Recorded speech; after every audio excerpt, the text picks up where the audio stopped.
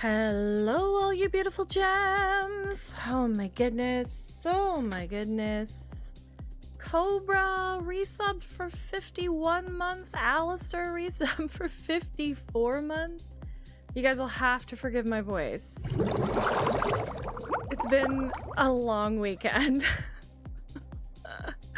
How's everybody doing? Alistair gifting a sub to Inspector. Thank you so much. Hi, drones. Just here for a few before I have to run errands. Absolutely. Okay. I will. Talk to me. No, let's get that out of the way. Let's turn this down a little bit. God, I don't even know where to start. So, for those of you that don't know, I was at FanExpo over the weekend. FanExpo Canada is the third largest comic convention in North America. I've tabled there since, I think the first time I tabled there was 2014. I split a table with our friend and friend of the stream, Jackface, who was there this year also. Never apologize for missing streams, dear. I know what that's like. So, I guess I'll just take you through the timeline. You know what, though? We need chiller music. This is not gonna cut it. There we go. That's a little better. So, we set up Wednesday night. That was all good and normal. Thursday, the show started. I was there, I think, from noon. I think the doors opened at 2 o'clock.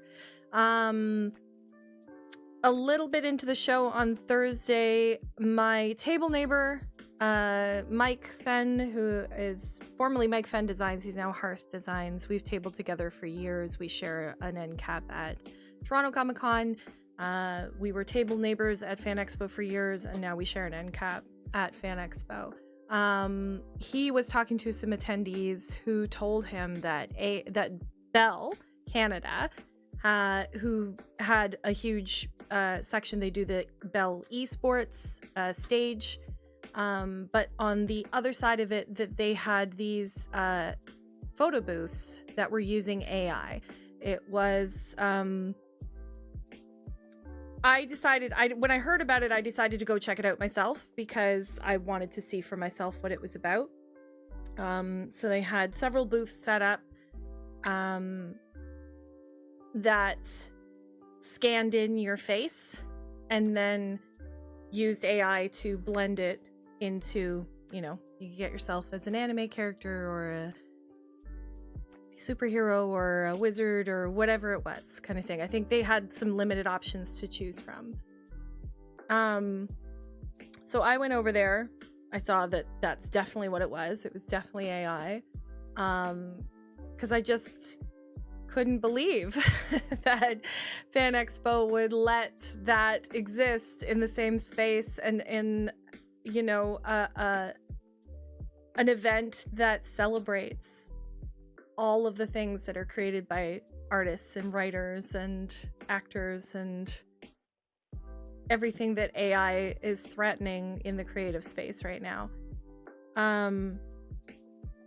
So I saw that there were two people who were kind of discussing lines and stuff, and I turned to them, I said, "Are you guys running this?" And they said, "Yeah," very proudly. And I was like, I was angry at that point, and I just said, "Are you kidding me? Like, are you kidding me? Here? AI?" And they were like, I understand how you feel. And I was like, "No, you don't." I said, "This whole place is built on all of the comic books and animations and movies and television. Everything that this fandom is part of has been built by artists and writers and creatives. Even the actors who are guests here just went on a huge strike to make sure that they had protections in their contracts against AI. Like, what are you doing?" And then I said, "And then the environmental impact." And they were like, "Oh no, ours is different. Da, da, da, da, da." And I was like, "I don't care."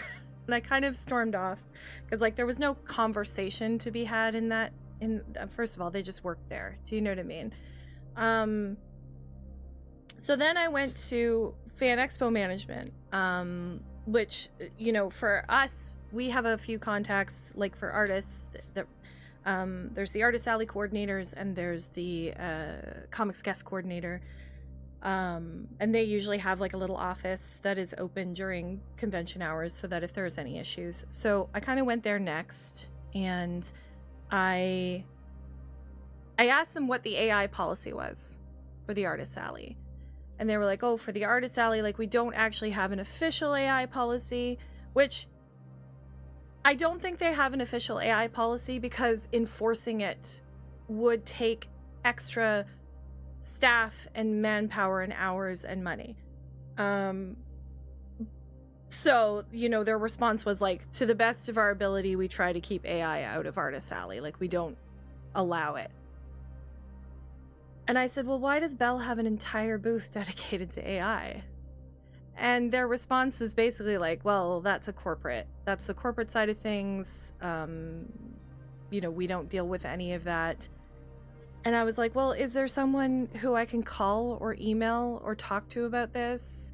And their response was basically like, not anyone who's going to really do anything in that sense. Like, which at that time, by that time, I was incandescent.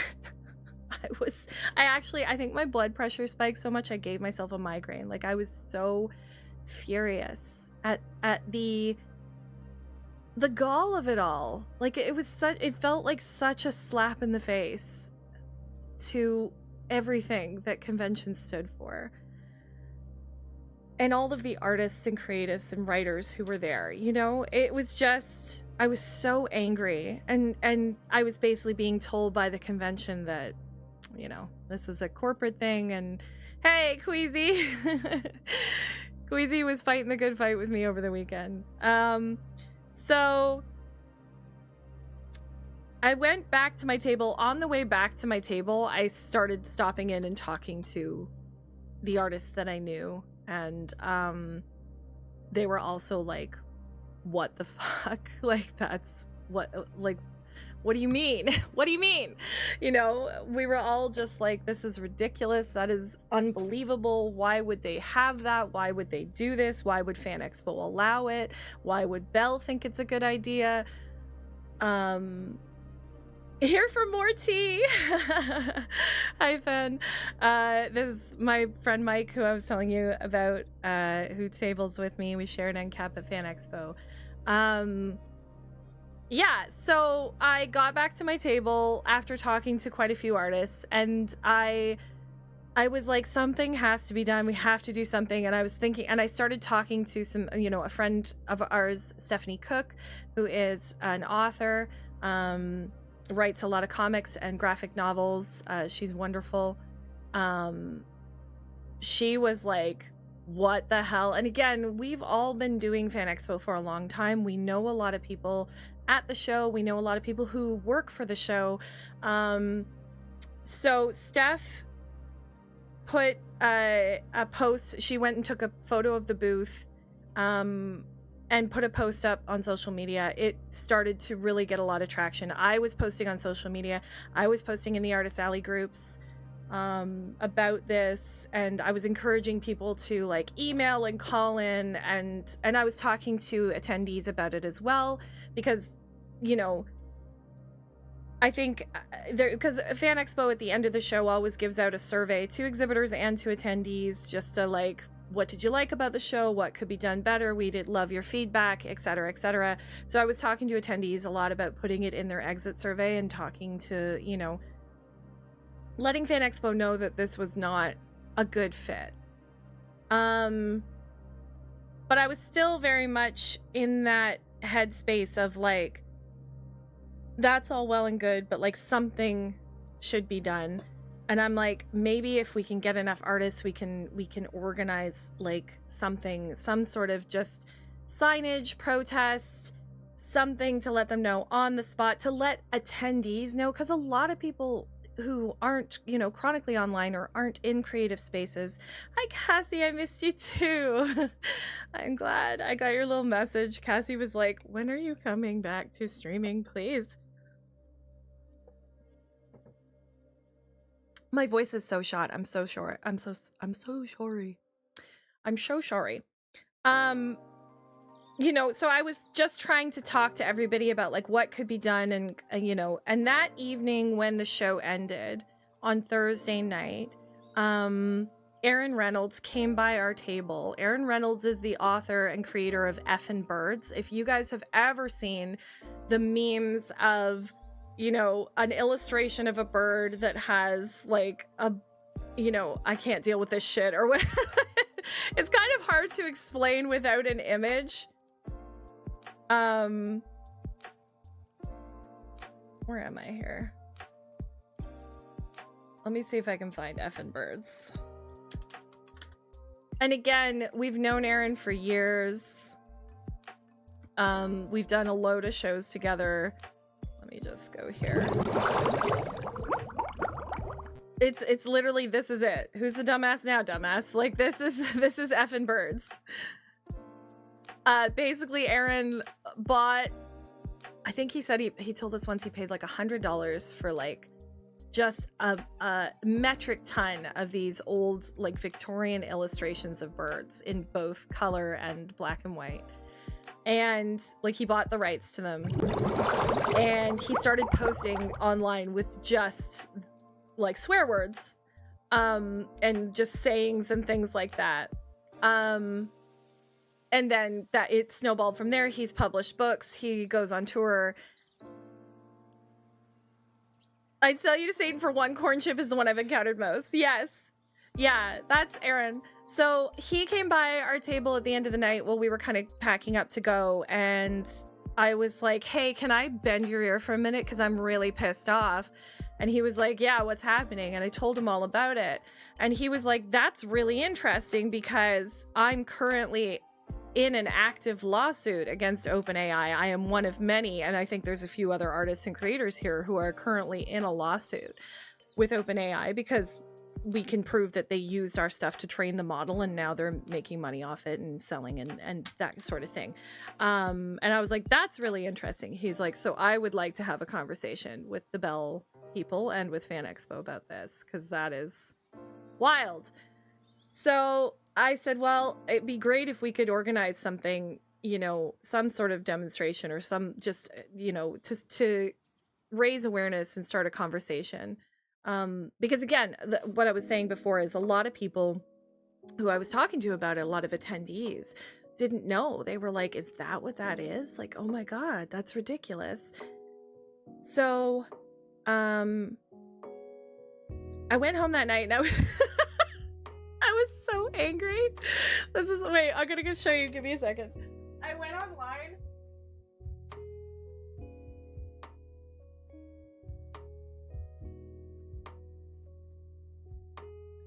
I was so angry.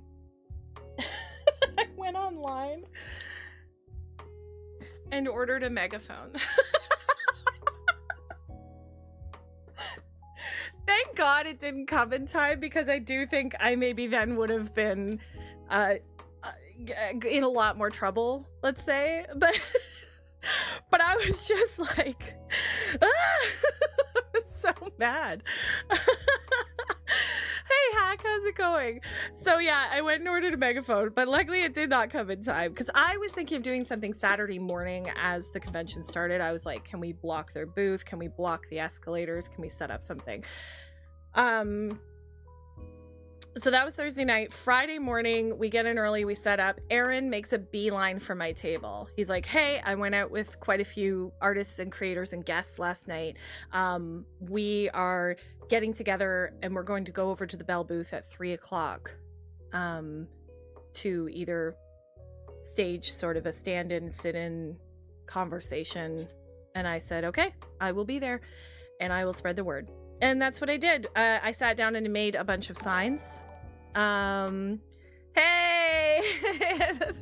Down Market Hoser is a friend of mine. How's it going? Good to see you. They were also there over the weekend. My favorite part about Down Market Hoser was like, we went to the protest and he was like across the aisle from us, and he was like that Pedro Pascal meme where he's like, you're doing great, sweetie. He was like taking photos. It was so good. It made me so happy. Anyways, so I started making signs. Aaron told me about 3 p.m. at the Bell booth. I said, great. I started making signs. Queasy came by the table. I talked to them. They said they were going to be there. Steph Cook put it out online. I put it out online. I talked to a bunch of friends. Now, a lot of artists, understandably, were like, I can't really leave my table. I am afraid of losing my table at FanExpo because this is our livelihood. And I completely understand that. The thing about solidarity is that we all give as much as we can, right? So I'm lucky enough to be in a place that I was willing to take that risk, to leave my table for that long, to possibly lose my table for FanExpo. Now, would I have gone scorched earth if that happened? Probably. But I'm just saying I was at a point where I was willing to take that risk. But solidarity means understanding that other people aren't necessarily willing to take that risk, even though they believe in the cause and they support you. Everybody gives what they can, right? They either, share things online, or they, write in their exit email, or they, you know what I mean? All of those things. The megaphone would have come into play. I know it would have been there if I'd had it. If this had happened Saturday, I would have been a problem. But anyways, 2:45 came up. I wrote out a sign for my table letting people know where I was going, why I was there, and if they wanted to support me, whether in person or online. And then Mike and I packed up. We left our table. My first Twitch stream. This is important stuff. Aw. Well, welcome in, Down Market. I'm glad you're here. Problem. Yeah, so we packed up. I kind of did the rounds around to see, because I didn't know if I was going to go over there with Aaron, but he was already gone. I talked to a few other artists and a few guests, but we went over there. There were a couple people already there, including Queasy. I gave my signs. We stood off to the side of the Bell booth. I can show a couple photos. We did not block any aisles. We did not block the booths themselves. We just stood within view. Let me see if I can.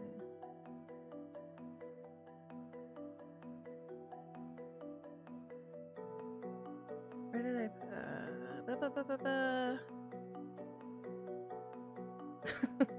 I just put...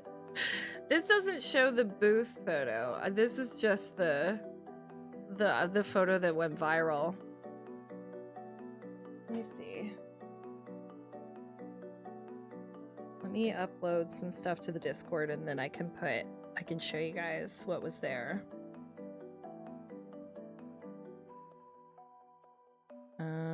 I'm gonna just put it in general, because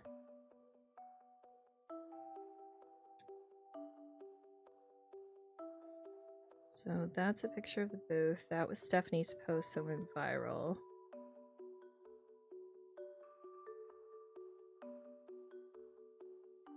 And then there's the iconic photo.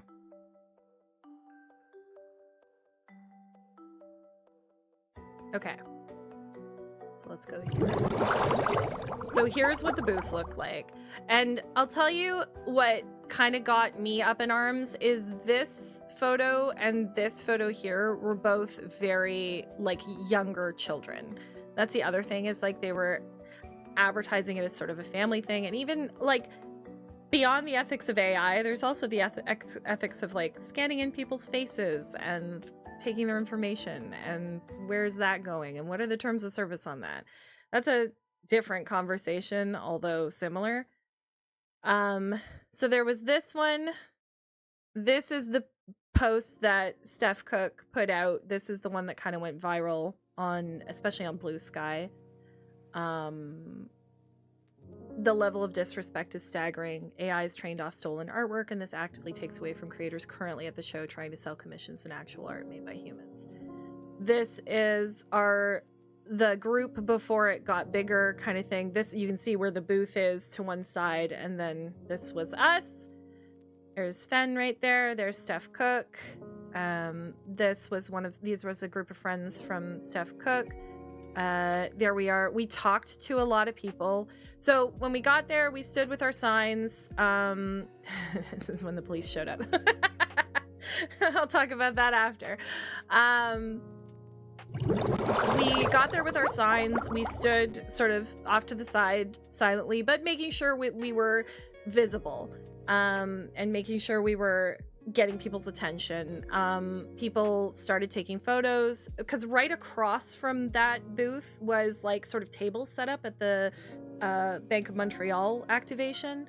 And so people were kind of standing around there at tables and saw us very clearly.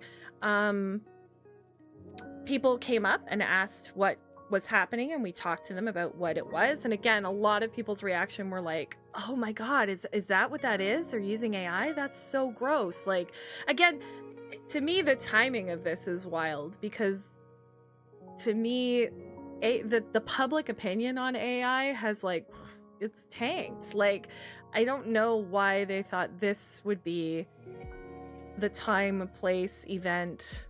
You know what I mean? So yeah, a lot of people's reactions were like, oh my God. A lot of people's reactions were like, hell yeah, AI is theft. We support you. We did have one troll. We had one guy come up, and I could see on his phone that he was either in like some kind of group chat or live stream. And he was like, well, what if I like AI? And we were like, okay. And he was like, well, I just think it's a useful tool. And Steph Cook, who was very spicy in the moment, was like, okay, but let's do a thought exercise here. Like, let's imagine that you are a writer and you spent, I'm gonna dismiss the ads while I talk about this. You spent a year of your life writing a book, and before you get a chance to publish it, you find out that it has been taken and used and repurposed into AI slop. And he was like, well, you know, he just kept saying like, I think it's a really useful tool. And we were like, well, we think your phone's a useful tool. Can we steal it? And he kind of was like, oh, well, you know, I get what you guys are doing. I understand. Like, I respect it, kind of thing. We're like, okay, bye. You know, very, very quickly, the security went by. I think Bell flagged down security almost immediately, the guys running the booth. And from what I understand, security wasn't quite sure what to do, so they called in the police. Now, where there's a lot of misinformation, the police were not called in that sense. Like, there is a police officer on duty, and they're hired by the venue. It's called something like pay work or something, like it's overtime for them, or it's extra work. They hire 4 officers. The officer actually explained this to us. They hire 4 officers, 1 for inside each building, and then some for traffic, to direct traffic. Which makes sense. It's a huge event. There were phone thefts going on all weekend, all sorts of things like that, just in case. So I think security was like, we don't know what to do with this group of people, so we're going to call the officer in. So I clocked the officer sort of standing off to the side, watching us for a little bit, because I think he wanted to see what the level of disruption was, how we were, whether or not we were being disruptive, kind of thing, whether we were blocking anything or doing anything like that, which we weren't. So he came up to us, which is the moment of this sort of very iconic photo that has been really, really passed around. This was him like approaching us and being like, hey, how's it going? You know, no, we're not gonna hit. Oh, I don't know if it's gonna take an ad break, but I think I can stop it.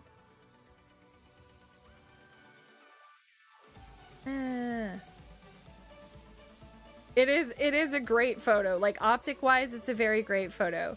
But it also kind of looks worse than it is. Like, like a lot of people were like, "Oh my god." Yeah, we're gonna pause for the ad break really quick.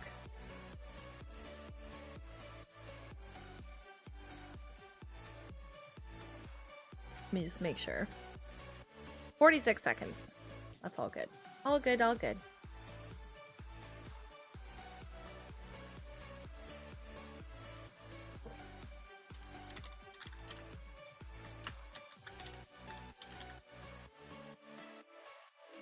I will check the multi-stream chat just to make sure.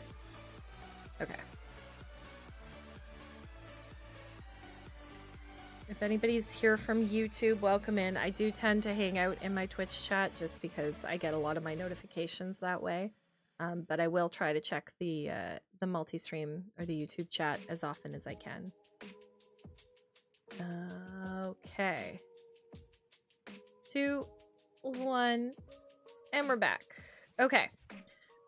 Yes, I was saying it is a very iconic photo, but this is the moment where the officer just arrived. He introduced himself. Thank you. I can't tell if I look more confused or done. Done TM. I know. It was one. Both of our expressions are so good. I did ask Queasy's permission to share this photo, or if they wanted their identity blacked out or anything, which I would have been happy to do, but they said they were fine. So the officer arrived. He introduced himself. He was very, very amenable, very polite, very professional. He actually had a badge here that said Obi-Wan Kenobi, like that was his name, but he was like, yeah, I'm Officer Obi-Wan Kenobi. But then he flipped up his thing. He's like, this is my real name, this is my badge number. And he's like, I work for the venue, I work for MTCC, Metro Toronto Convention Center. He goes, this is a private event and private property, so there are 2 ways that this can go. If you guys are asked to move or leave, I have to escort you out of the building. You will each be issued a $65 ticket. If you defy that, then we go down to the station, I book you, and it's a $5,000 fine. I said, we have not been asked to move or leave by either the convention or the venue, but if we are happy to do that. He goes, okay. Thank you very much. I appreciate it. I get what you're doing here. I am a fan myself. He showed us his tattoos and he's like, you know, I understand. And then he went over to talk to the Bell guys. Now a crowd was definitely forming. There was way more like people taking photos and kind of being like, what's going on? Down Margaret Hoser was there. You're doing great, sweetie. Almost immediately the cop came, like after talking to them, he came back over. He was like, okay, the venue has asked me to ask you to leave. Now they want me to escort you out and ticket you. I said, I don't want to do that. I can see that you're not being disruptive. You were very amenable and polite, and you were willing to disperse. So I said, if you guys were willing to go back to your tables and end this here, then we can leave it at that. And I said, that's fine. We are happy to do that. We're not here to, you know, chain ourselves to a pole. We just wanted to send a message. He goes, I absolutely understand that. I get you. But, you know, this has to stop here. At that moment, as we were kind of agreeing on that, that was when Aaron Reynolds, you can see him here. This is Aaron. This is Mark. Mark, oh gosh, is it Mark Brooks? I think it's Mark Brooks. He is also an artist and author, who's again another member of that active lawsuit. He works for Marvel. They arrived, and it was really funny because we had just sort of agreed to disperse and everything was good, and then Mark and Aaron arrived and was like, what's going on? Why is there an officer here? We just spoke to FanExpo. They did not call the police, kind of thing. And the officer was like, yeah, I work for the venue. We just had this. He goes, are you with them? And Mark was like, well, he goes, I'm not with them in this, like, I didn't know this, like, event was being staged, but I am in support of their cause, and I am part of, he talked about it, and he said, and we have press here. We have CTV here who want a statement. We want to talk. My anxiety in this moment, I know. And this is Casey Parsons. That's another artist who's here. Yeah, so they kind of came in with everything, and the cop was like, whoa.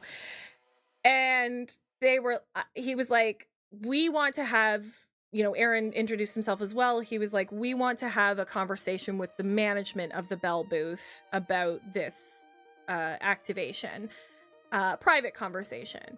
And the officer was like, you're well within your rights to do that. I need this crowd to disperse. And I was like, yep, we're out of here. Peace. And then the officer very visibly and very optically shook all of our hands. He was like, thank you, thank you, thank you. Which I think sent a really good message to anybody looking on, and including the guys from Bell. And we left at that moment. Now, I was able to talk to Aaron afterwards about how the conversation with Bell went. From Bell's point of view, the way this booth worked, they called it ethical AI, because they had hired artists to create the backgrounds and poses for the artwork, and then they only used AI to blend people's photos into the artwork. Now, Aaron explained to them that the AI that they are using is not ethical because it is trained on all of the artwork and everything that we have created without our consent.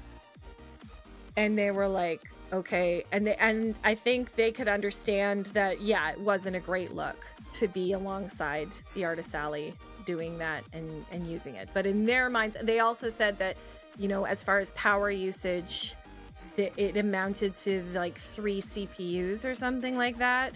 In my mind, there's no such thing as ethical AI.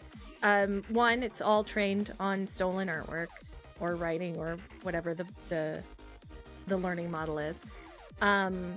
Two, the promotion and use of AI to lay people, there's no difference. They don't get to choose. You know what I mean? So promoting and using AI promotes the use of all AI, including the stuff that is draining lakes dry and using up huge power and energy and resources. So just because your model is ethical doesn't mean that you're not contributing to the problem.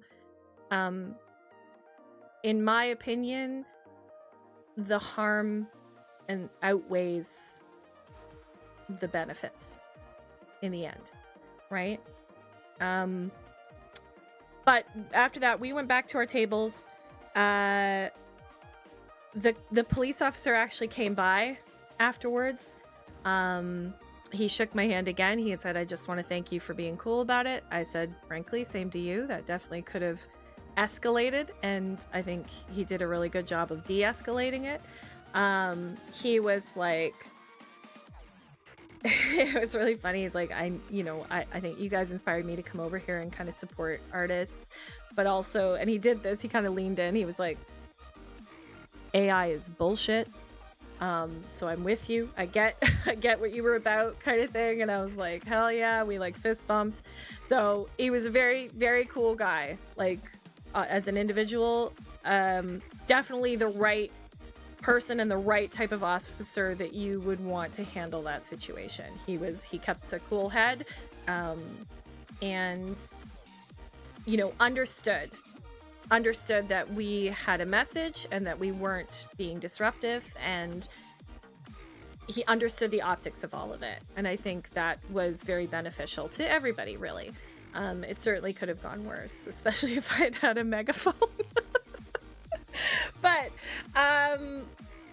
after that, I think I did have some staff from FanExpo come to my table as well and sort of apologize for somewhat saying like that there was nothing I could do.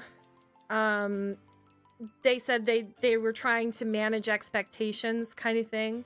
And I understand that too. I do feel bad for the Comics Guest coordinator and the Artist Alley coordinators, because I truly believe they were not aware of the Bell activation booth. I think corporate doesn't, it's kind of a left hand, right hand thing, and they were not in communication about what the actual activation is. DLC for Spirit Theory. Okay. I will definitely check it out.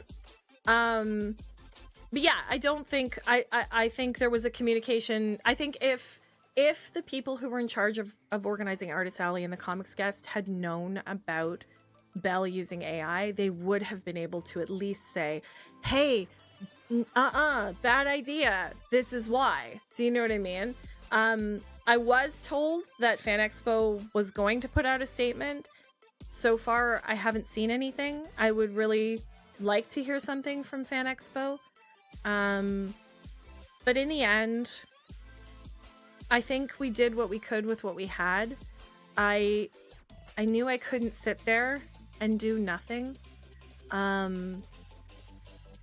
But also, I couldn't have done any of it without the amount of support and the solidarity, right? This is what I was talking about earlier, because even though there were people who couldn't leave their table, or people who were afraid to kind of deal with any consequences from the show or the loss of revenue or anything like that, I knew I still had their support. And the amount of people who have messaged me, who came by my table afterwards, just to say like, thank you, we support you,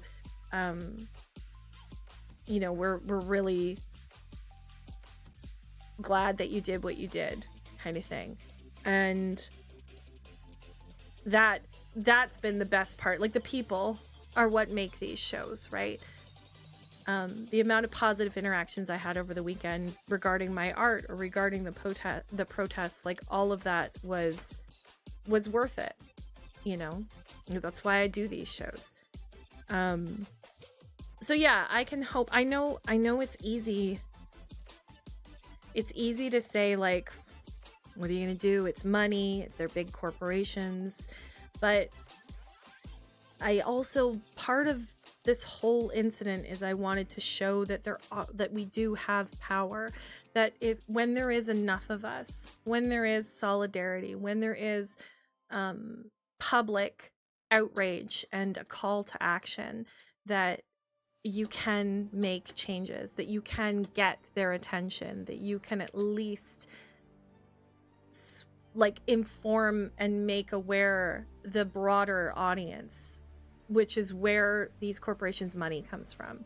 You know what I mean? So it's very easy to look at it and say, I'm just one person, I'm just one artist, I'm just one voice, what can I do? But it is in the gathering together, in the supporting each other, in the, creating actionable efforts that you can demand change. And I think that is the biggest message that I wanted to send. My hope for this is that at the very least, FanExpo, if they put out a statement, I know it will include everything about their like ethical AI and all of that. I have no doubt. But I hope it also at least says something along the lines of, we recognize why this was upsetting to artists. We recognize why this maybe wasn't the best location or venue for this kind of activation. And that was the message we wanted to send, was no AI, but definitely not here. You know what I mean? And I would love to see FanExpo really strengthen that policy or create a policy around AI. I understand that it would be difficult to uphold because a lot of people are like, well, what's the line kind of thing. But when you're talking about creating art, the human element of that is what connects us, right? When I am making art, I am communicating something. And when people are viewing my art or purchasing my art or enjoying my art, they are receiving that and then making it their own as well. There's so much value there that can be stripped away when you bring AI into it, especially because AI is trained using. It wouldn't be able to do what it does without our artwork, right? So that was the message, and that's how it all went. I mean, I don't know if there are going to be consequences. We renewed our table. It went through. I suppose we haven't actually received the official invoice and the approval. So it's possible that they could say that, you know, that our table wasn't renewed or something like that. I think that would be an interesting move on their part. They're within their rights. However, I think the backlash against that would be interesting. Yeah, that's kind of the whole story. If anybody has any questions, I'm happy to talk about it. I did do an interview on Sunday.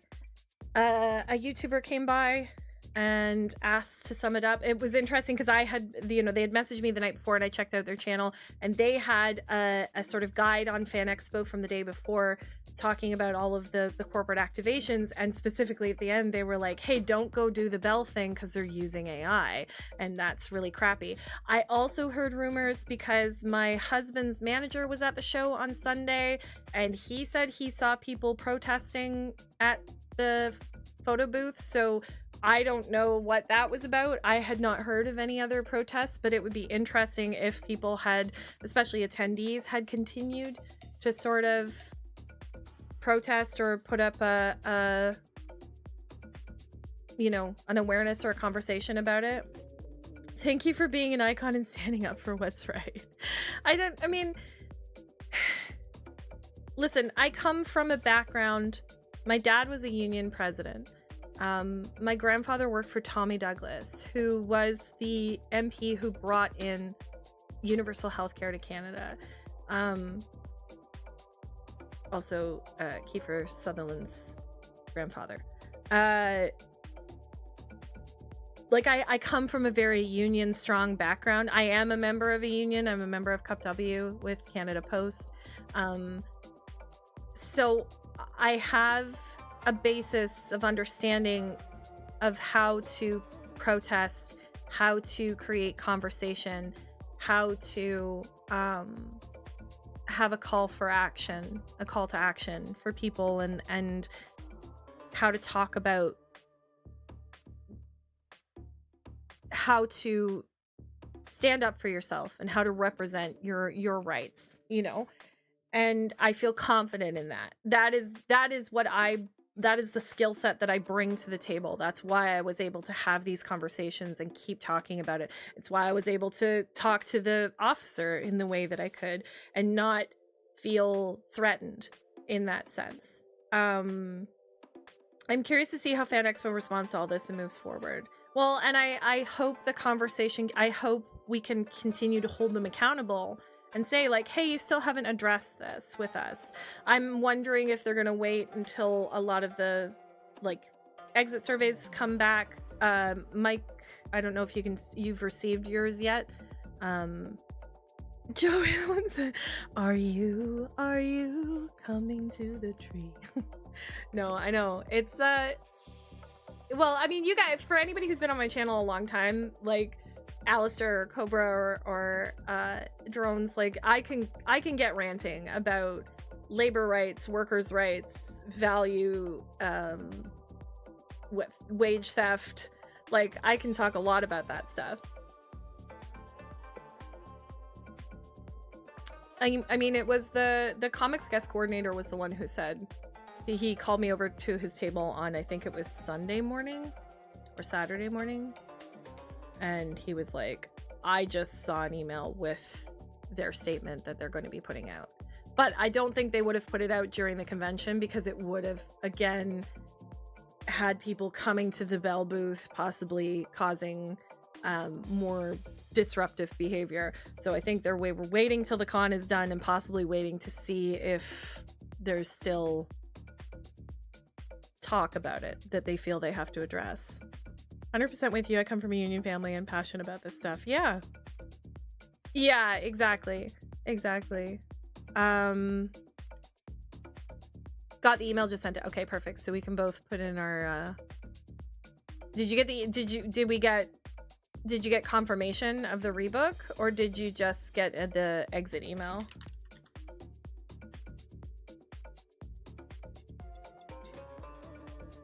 Where's my tummy?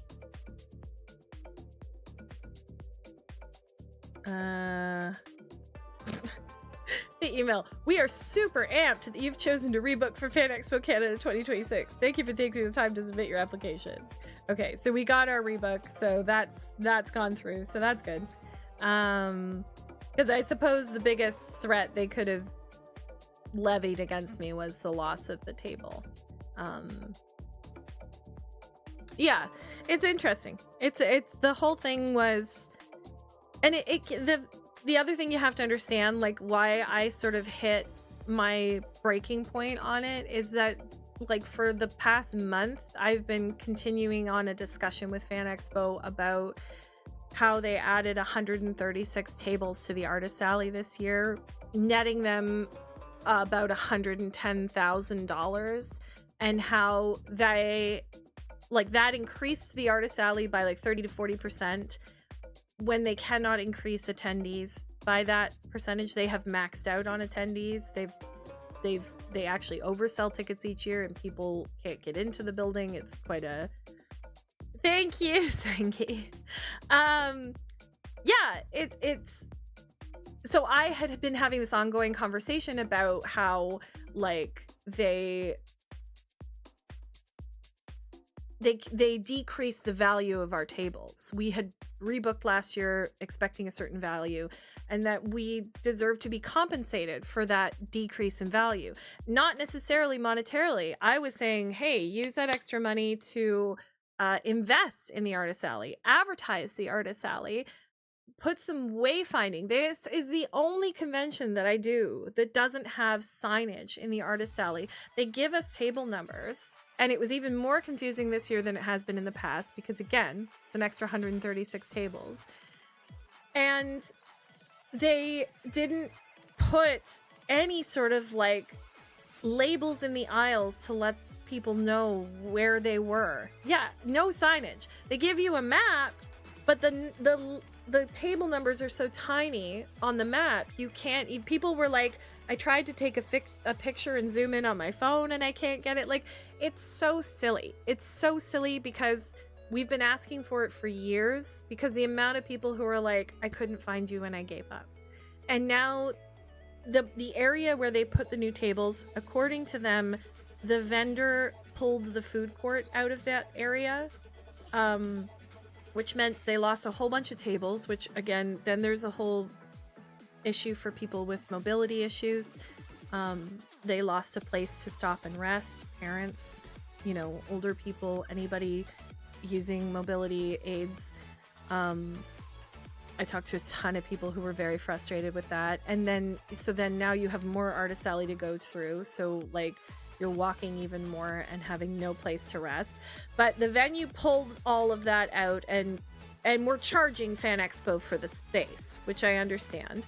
So FanExpo put these tables in. I said, I get that. I understand it. I want more artists to be able to get into FanExpo. I want a bigger artist alley and a more feature on artists, but then you have to invest in it then, right? You have to return that value to us.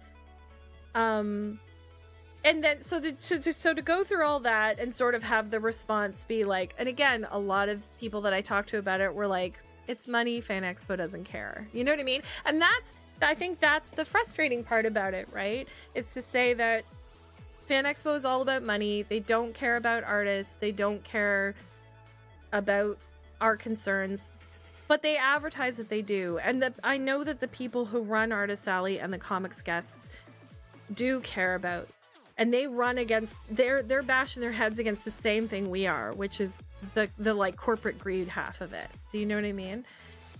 And no signage is so wild to me. I would think that the first thing you do, there's hundreds of tables. Do you know what I mean? Like, let me see if I can pull up a map of the floor plan just so you can see.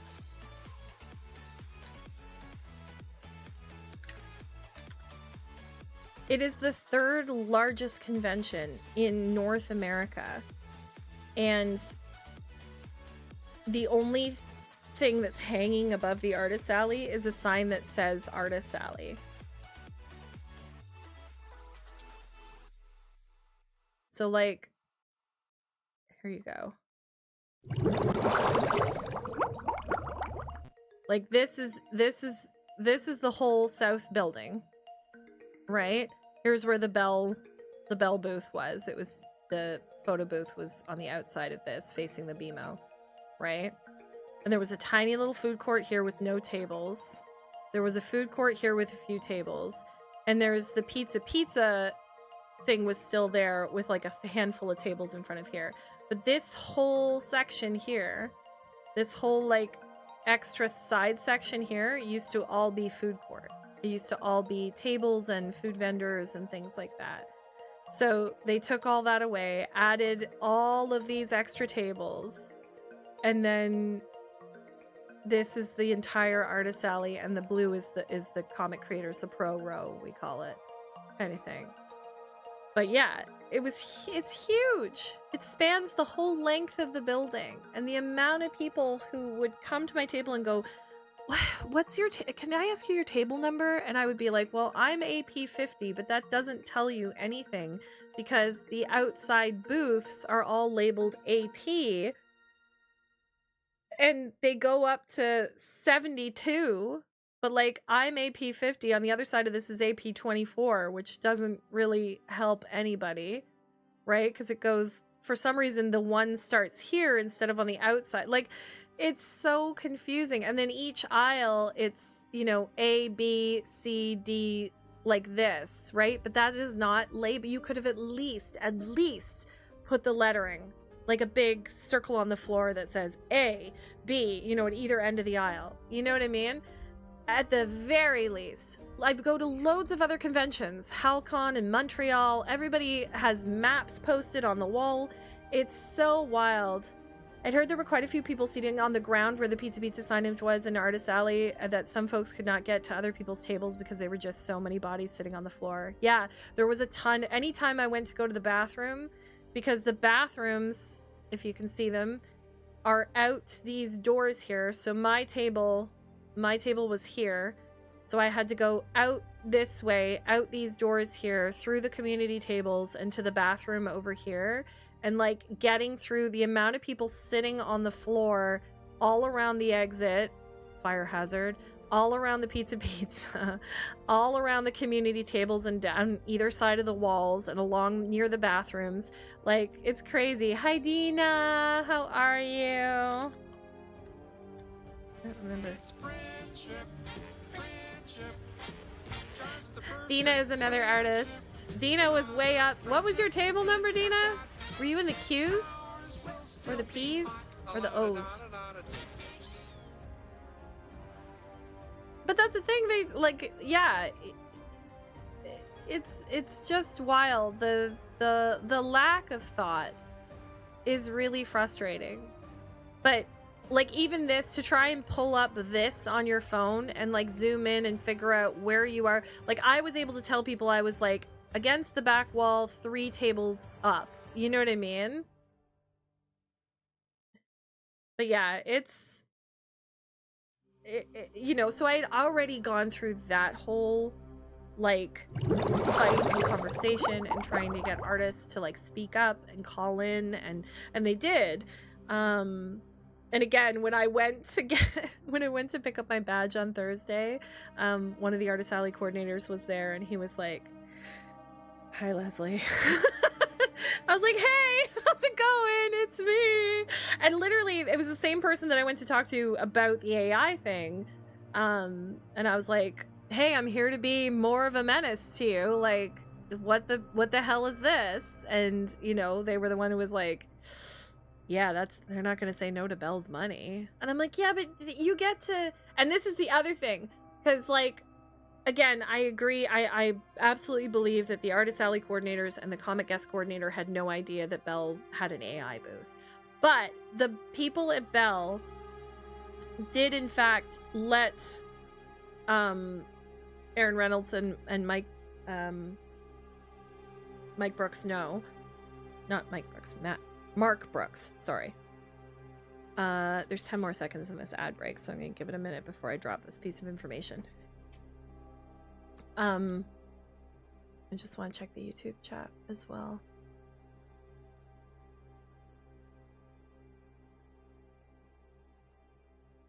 Yeah. The people at Belle, welcome back from ad break. The people at Belle let us know that they had submitted their booth specs and exactly what they were going to be doing 3 months ago, because that's when they have to put in what, you know, submit all of their measurements and size and what they would need and all of that kind of thing. So FanExpo corporate was definitely aware that AI was being used at the Belle booth. But again, I do not believe that the Artist Alley coordinators were made aware of that fact. And I felt bad because they had to deal with a bunch of angry artists over the weekend, for sure. Yeah, so it's ongoing frustrations of, you know, corporations wanting more money and not thinking of the knock-on effect of it. But like a few years back, FanExpo called me into a focus group. They invited me to come down as an artist in the Artist Alley. I want to say, I'm trying to remember what year it was. It was definitely a few years back. It was like 2016 or 2017. They asked me to come down to be part of a focus group for the Artist Alley because, and at that focus group, they told us they had done an exit survey of attendees. And one of the questions they asked was like, what is the number one reason you come to FanExpo? And what is the reason you would return? Like, what was your favorite memory at FanExpo? And across the board, they were shocked. They were shocked by this. But across the board, all demographics, all ages, all from every walk of life, the number one answer was Artist Alley. They thought it was going to be like celebrities and da-da-da-da-da. But the number one answer was Artist Alley. Their favorite experience, Artist Alley. Why they would come back, Artist Alley. Where they spend the most of their money, Artist Alley. Right? We are a huge draw because we are a unique experience. You get to meet an artist and buy their art directly from them.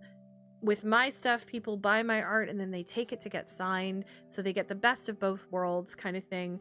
Like and this is what I said to the Artist Alley coordinators. I was like, we hold value for this convention. We are one of the biggest attractions of this convention. And we feel like you're not recognizing that value, that you are constantly charging us more and giving us less because table costs keep going up.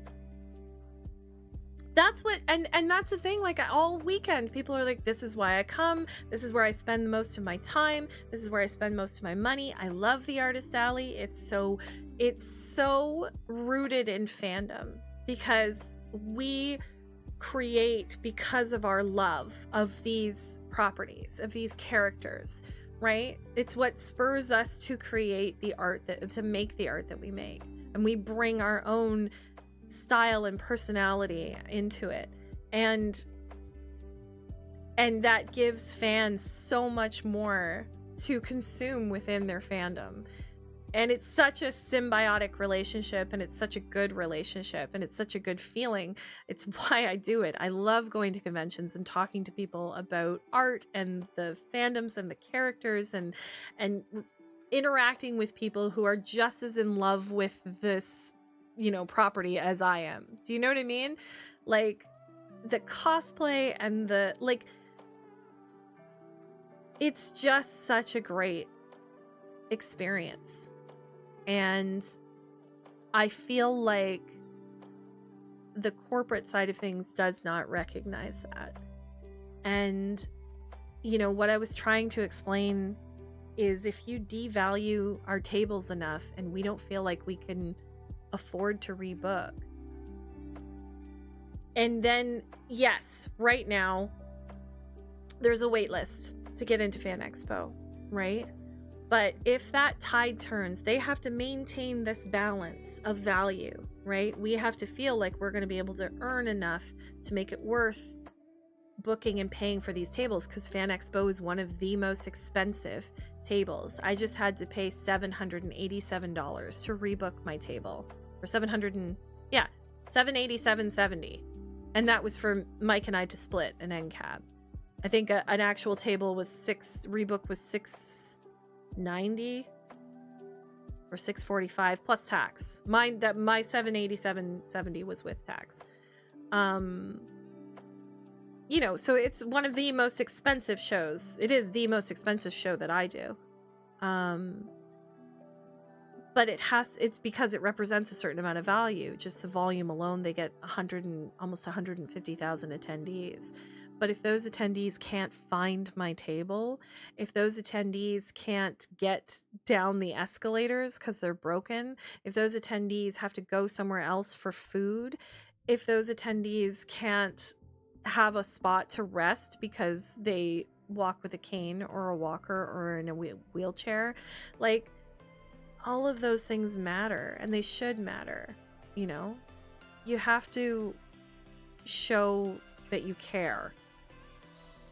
At least a little bit. You know what I mean? I'm not expecting, you know,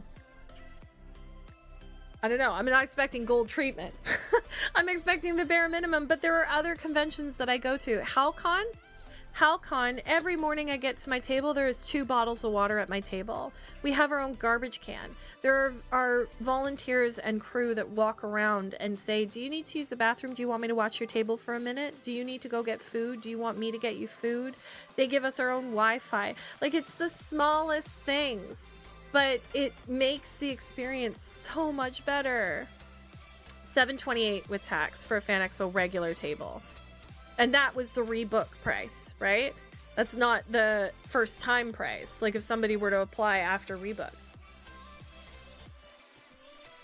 As we get a little bit of a discount for rebooking. Yeah. So it's even more if you were just to walk in and you know, if anybody off the wait list were to get a table, they would pay more than that. You know. So for that amount, there has to be an expectation of value. And when you have corporate booths set up with AI, get yourself as an anime character, when there's artists who are selling commissions of that, you know what I mean? Like the disrespect and the devaluing of artists and art is incredibly frustrating. And I think we have to like continue the conversation on that. And it's unfortunate that artists have to sort of tread lightly because this is our livelihood, and FanExpo runs the show across Canada right now. Like they own a huge amount, and the US. They have bought out Informa. It was the parent company of FanExpo, has bought out so many shows: Boston, Orlando, Calgary, Vancouver. Those were all originally independently run shows, and Informa swooped in and bought them up. So, you know, if I piss off somebody at FanExpo, I might not get in. It's not just FanExpo that I lose. It's like Calgary, Winnipeg, Vancouver. You know what I mean? So it, from an artist standpoint, we have to tread carefully. So that is one of the reasons why I spoke to so many attendees, to say from your side of things, it holds a lot more weight because you're where they make their money in ticket sales. You know what I mean? And you don't rely on them for anything like we do in that sense. So yeah, that was the weekend. There's a lot to talk about. I will share once what's her name? Victoria Organa, I think it is, on YouTube. I did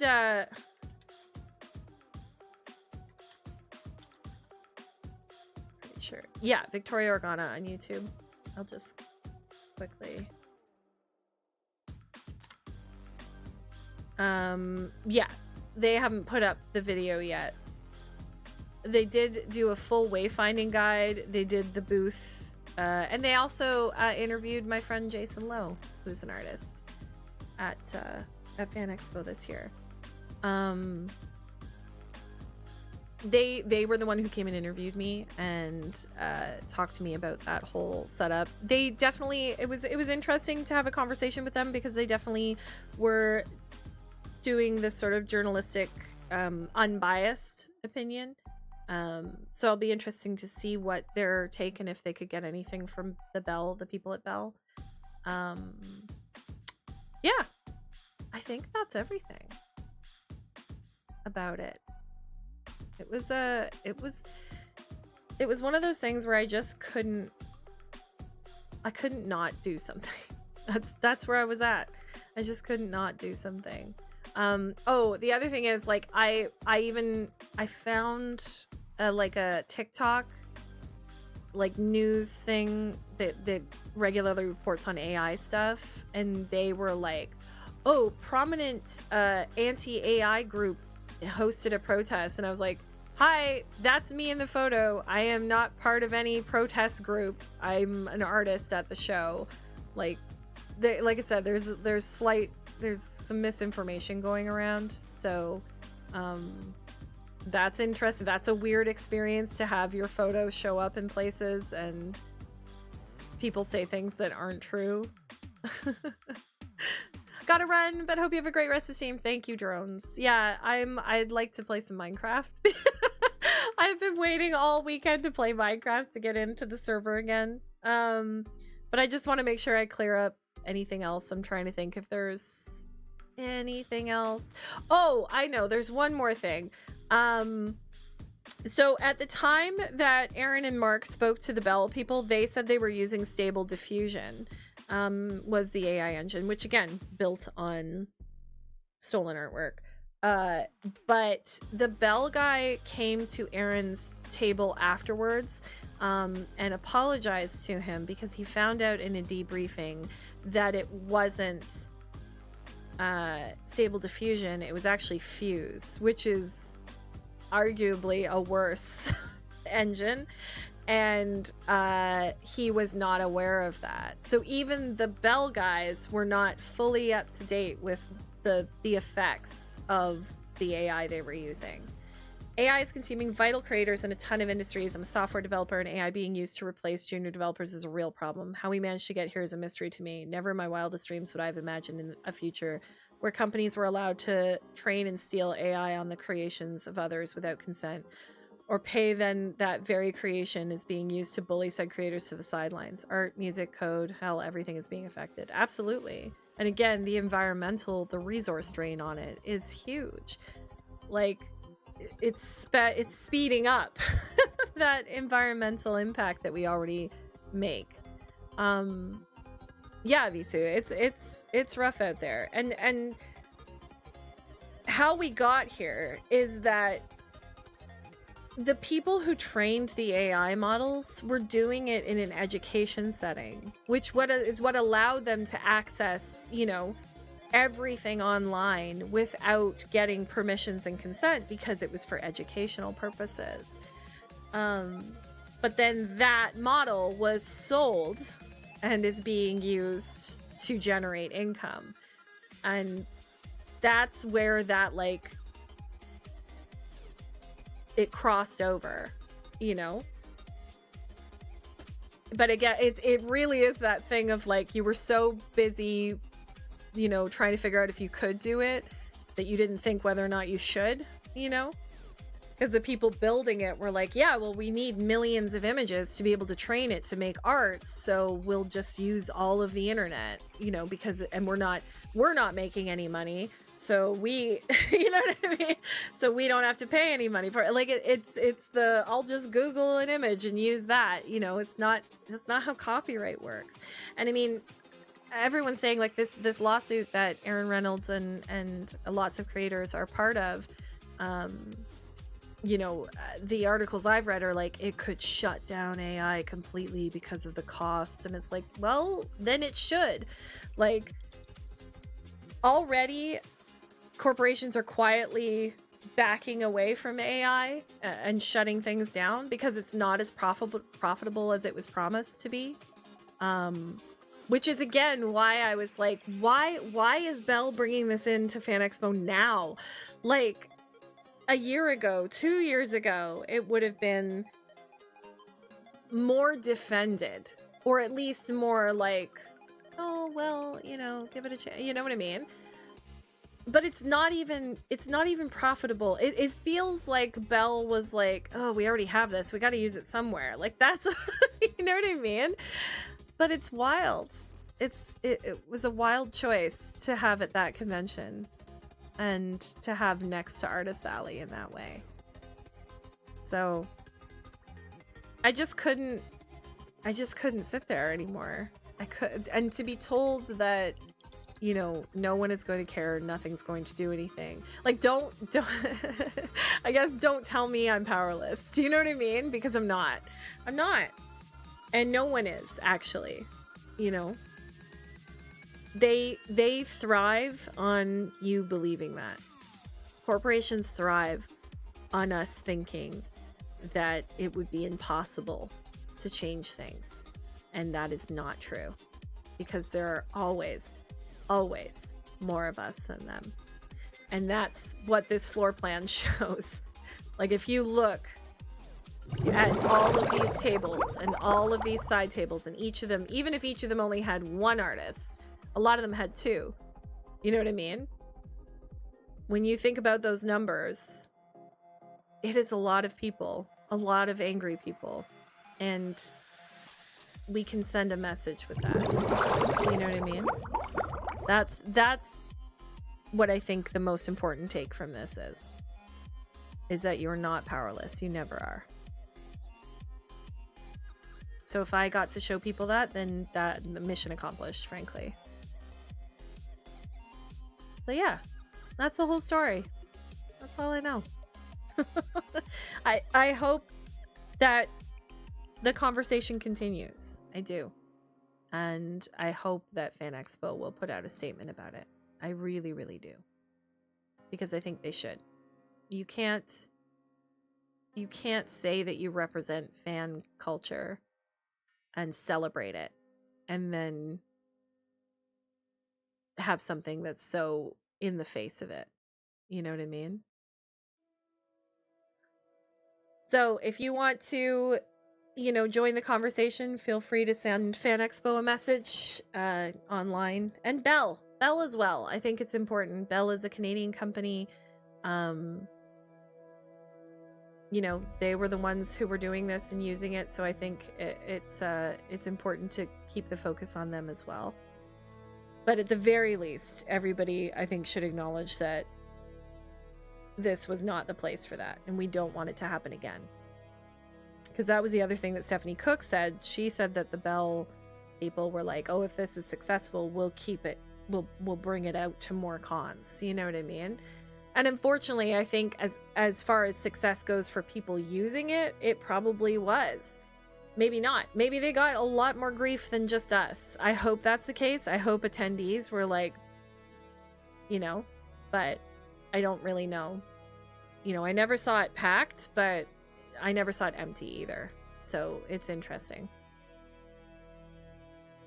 But yeah, that's all I have to say on that. I'm going to change the info. I do really love this photo though.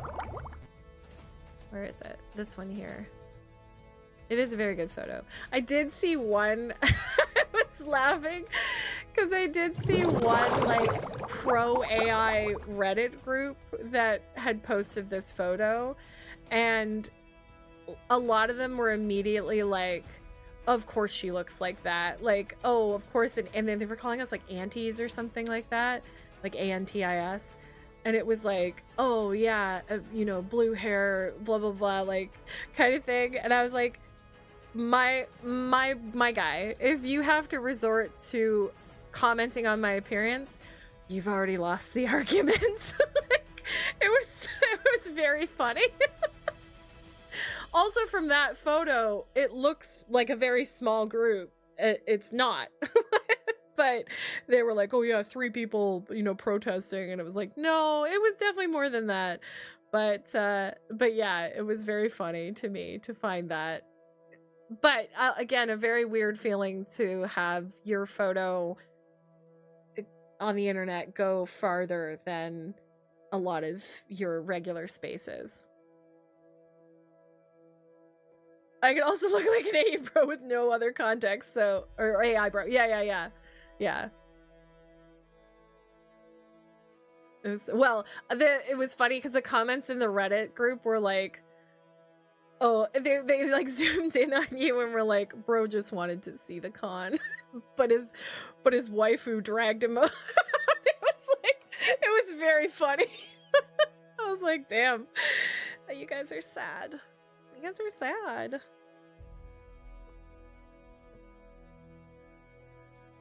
Anyways, I'm gonna update the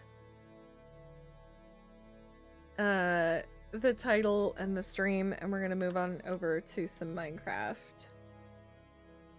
Decompressing with Minecraft.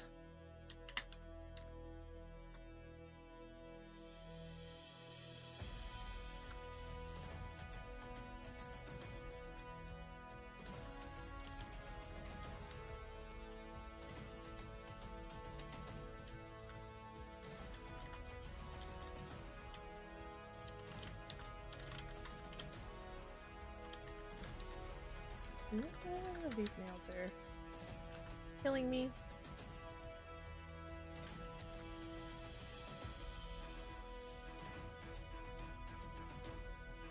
Thank you, Down Market. You're doing amazing, sweetie. I wish I could have gotten a picture of you because you were like, huh? You were so funny. It was I was telling Dina and Amy about it. No, but really great job with the whole thing. It was nice to finally hear all the deets to the story. Yeah, I do apologize for somewhat clickbaiting y'all with that photo and being like, so this happened, and then not being able to explain it right away. I kind of realized it. Gonna dip since I know. Yeah, Dina, absolutely. I love you, and I'm proud of you too. Like I said, we were all together in it. It wasn't, you know, it wasn't just me. But even the amount of people over the weekend after that who were like, I saw the post, I saw the photo of you, I wanted to come by your table and support you and say thank you, and you know, that was amazing. You know, you never know when something you do is gonna have an effect on others. But that's what I'm talking about, power. You're never powerless. Guys, you know who I miss? I miss Herbie. Let's go see Herbie. Let's check in on Herbie. I'm going to turn the music off.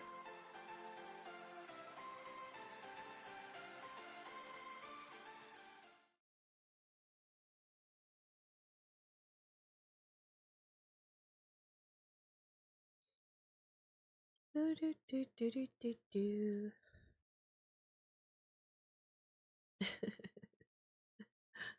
Too funny. Oh, you know what? I was gonna put in the endless music thing. I didn't get a chance to do that. I'll have to wait and do it next time.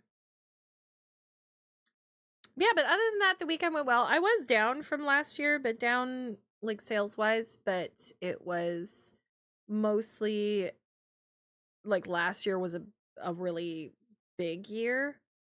For some reason the Thursday and Friday sales were bonkers. So I'm still, you know, considering the expansion of the artist alley, the lack of wayfinding. I'm still pretty happy with how the weekend went. I also, because I hadn't created any artwork for um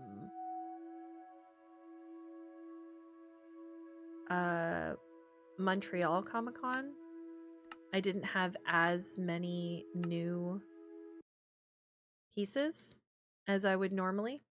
So there was that. I did do my Superman piece. I'll post it this week. I'm very happy with it. And that's the real punk rock.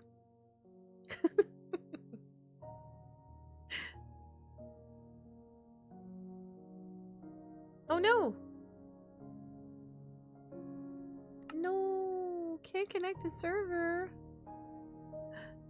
Luffy, help me.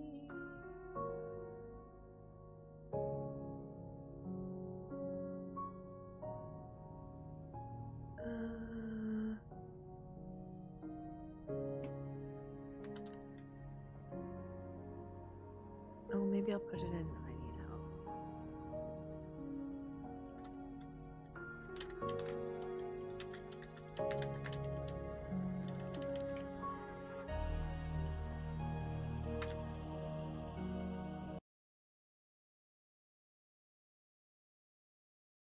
Please, this is all I've wanted for the last like week. And I haven't been able to play.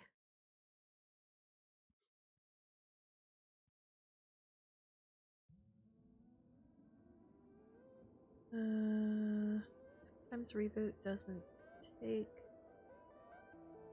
It's on the 21st. Oh no.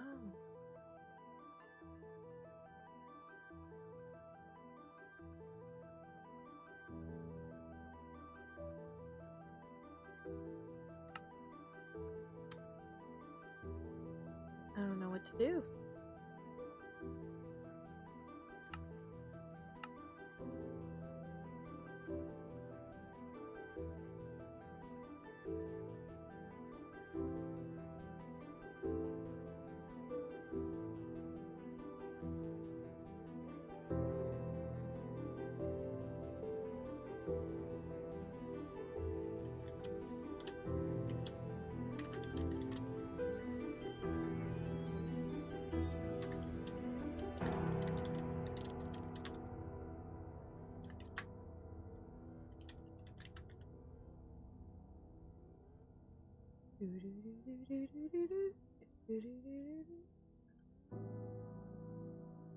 I don't think Lofi's on right now, unfortunately.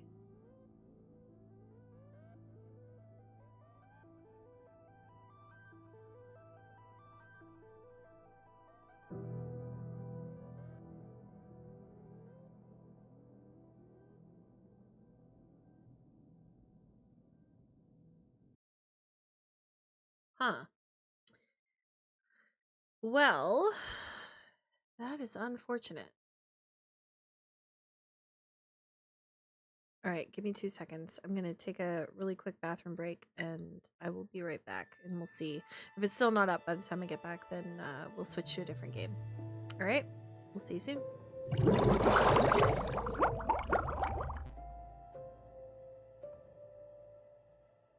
What?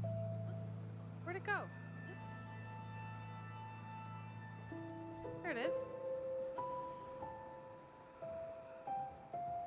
Where is it? Ah! Oh no!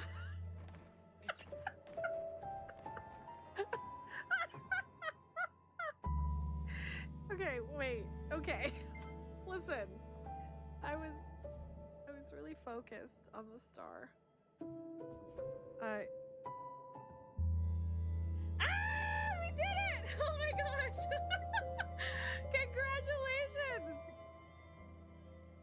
You were my 600th follower. What? We have to, okay, I'm gonna make a moment. I'm doing a moment. How do we make a moment? Where's Cobra? Help me.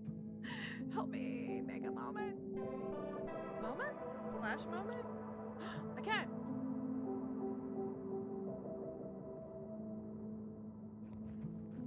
And the warden's on the loose. Sport, so. get the hell away from me. I don't know where you're at. I like you very much, but I don't want to be near you right now.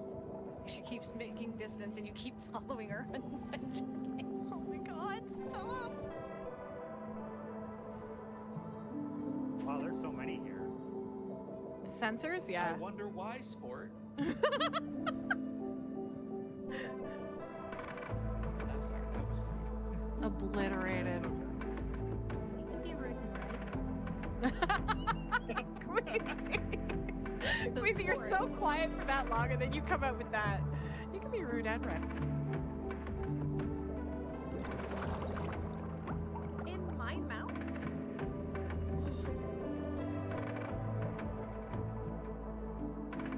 Whoa.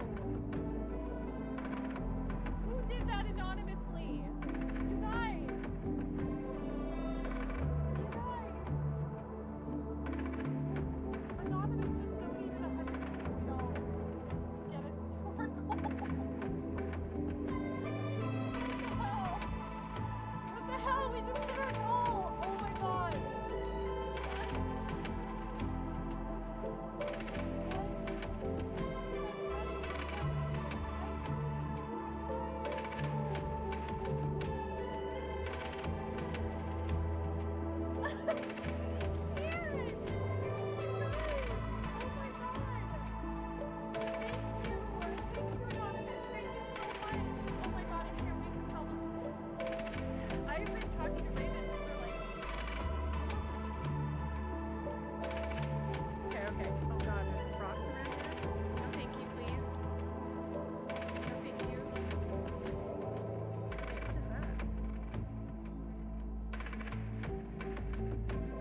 Oh, I made a boo-boo. Oh, I dropped in the wrong spot. Oh, no.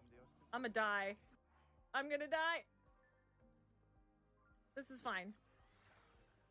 This is fine. I'll let the sages take care of them. Oh, there's the light. I need to go that way. Come on, Sidon. Oh no, there's the frogs. Oh, we're in trouble. We are in trouble. This is fine. This is fine. This is fine. It's totally fine. Maybe I shouldn't.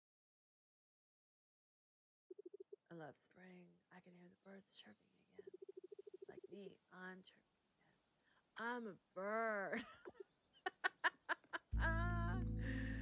Fabulous. There are 4 other spots like this in the area around the Hesperides. Hesperides? I don't know where the emphasis is. Stable wormholes, each leading to a different place light years away from here. Attention all passengers, we are now beginning docking procedures for Deep Space Station Hesperides.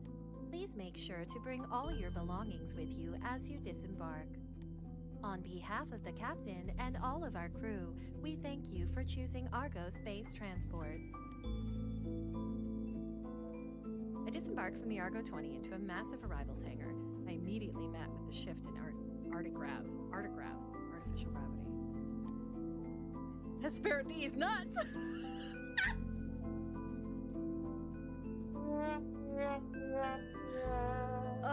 That actually caught me off guard. Genuinely. The difference between the everyone has problems with this map. I swear to God, everyone's gone backwards on this map at some point. Because see these waves? They push you. And if you're not facing directly ahead, see how Max Mander is zigzagging there? But Photo Guy, dang, you are straight on. Oh, I really should stop talking. Hey, cool mall times. Pretty cool mall times, yes. Okay, I'm back. I can't connect and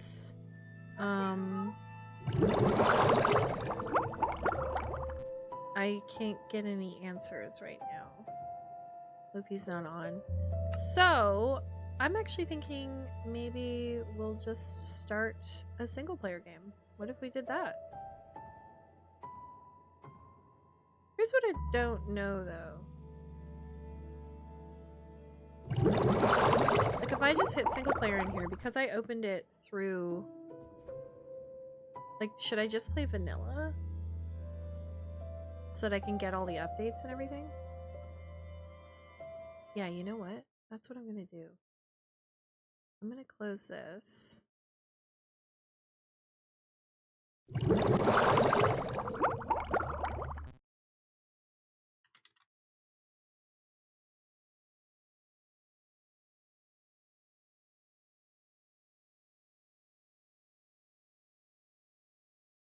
And I'm just going to mess around in a vanilla world for funsies. Let's go exploring.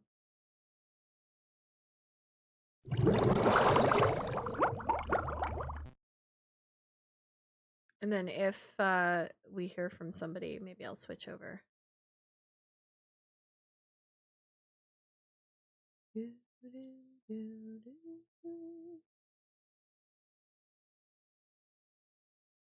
Latest release, yeah, that's what we want. We'll get a happy guest of our own. No, I won't be ready to go to the I won't be ready to go to the freaking what's it called today? What's it called? Portal takes you to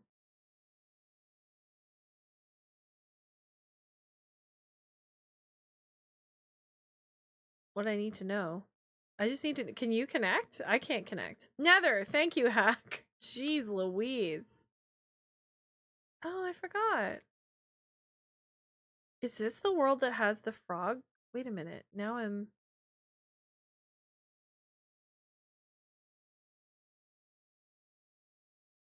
What is this? 2022. Just for me. Wait, now I'm curious. I don't even remember what's on here. This... Wait, where am I? Did I make this? Oh my god, I did. I do remember this. I remember this world.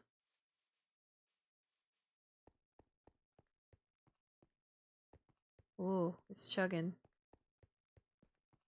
I remember this. Oh my god, I made all of this.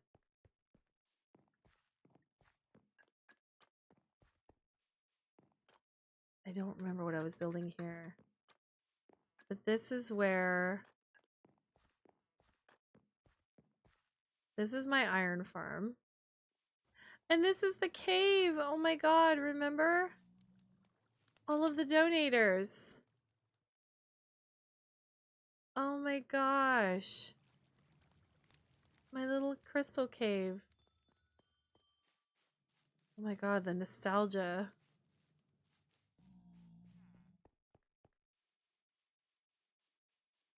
And this is my, my portal room. And my iron. Yeah. Holy moly.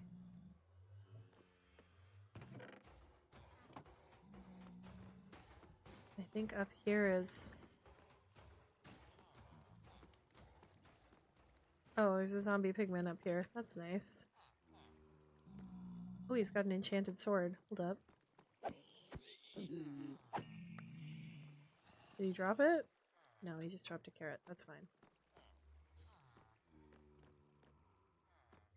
Wait, I want to go exploring. Sorry. I'm so curious about everything about this world. I made staircases everywhere.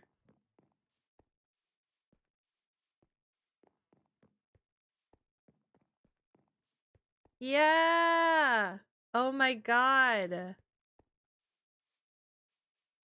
This was my house on the hill with a great big staircase. This was the first like gem craft. God, I forgot about it.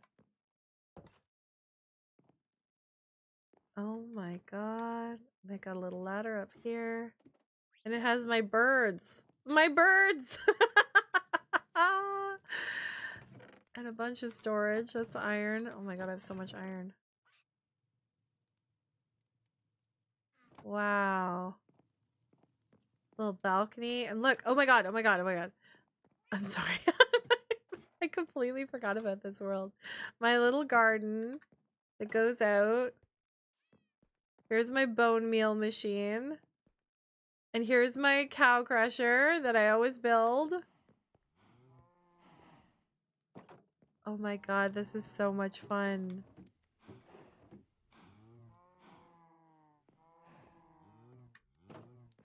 And then up over here, back here is like the stable and everything, right? You can log into probably oh, new mod pack or IP address. Oh, the IP changed. Oh, maybe that's what I missed. Okay. All right. I want to finish my little tour of this and then I'll figure it out. Yeah, there's my stables. I was so proud of this. All my horses. There's my rabbit hutch. My little bunny hutch. And then I had, remember I made the goat? I made like a goat thing and then they all, the really rammy goat, the angry goat killed them all. And here's my sheep and my donkeys. I love this barn design. My pigs, my chickens. I think I had, did I have a room for llamas? No, my cows and my sheep. And then up here, I think I had some storage and a bed. Yeah, and then across here. Wow, look at that. It's getting dark. I can't sleep yet.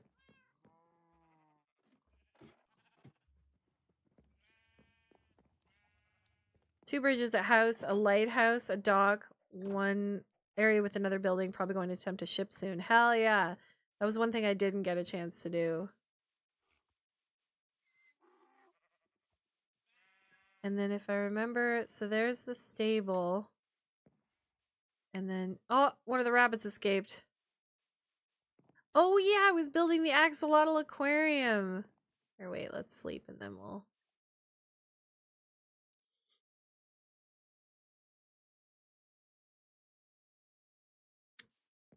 Oh, this place would look awesome with shaders.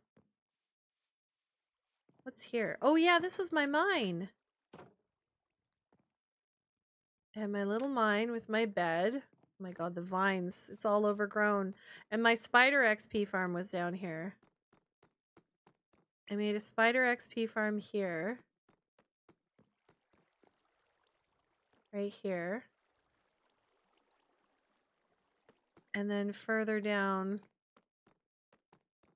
I forget, what, do I have a zombie XP farm or is it just a mine? I think it's just a mine. But I don't fully remember.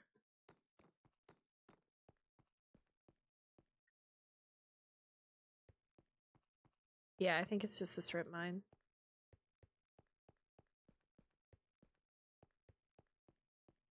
Oh my god. Oh my god. Little amethyst geode. And then yeah, this is the strip mine. Okay. I want to go see the frog sanctuary.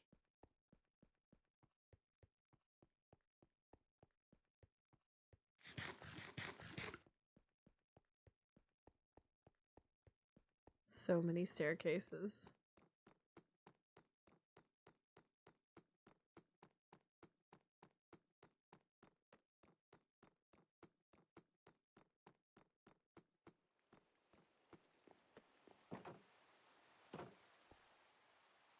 Okay, and then we went down here and there was access into another area. I don't remember what mine though. And then this was the waterfall. And then this is the frog sanctuary. You think they're all still here? Because remember we realized they were like climbing the vines and then landing and dying? Oh, I think I heard one.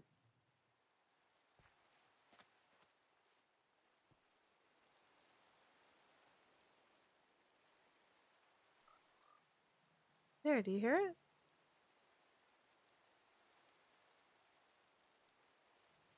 Why can I hear it, but I can't see it?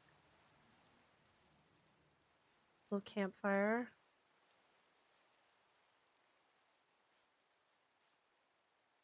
Are they swimming? Oh, there he is. There's one.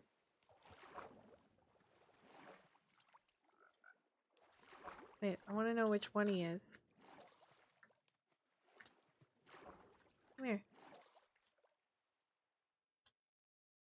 Oh, I can't see.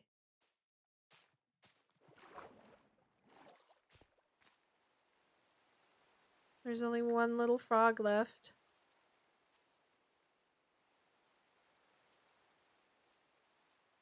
I think the rest of them perished. And then over here, we have our pumpkin farm. Looks like a giant pumpkin. I didn't get a chance to make the melon one. And what do we got up here? We got bamboo. This was my villager breeder. I had to put an iron door on it so that villagers wouldn't go in. Oh, I closed it off. Huh. Wonder why I did that.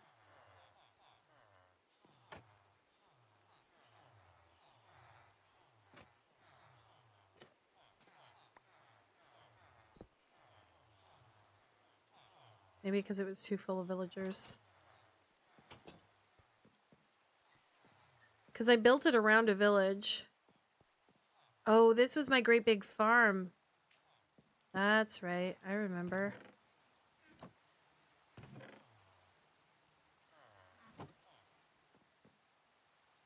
Right. Okay. Bone meal machine. And then this was the axolotl aquarium.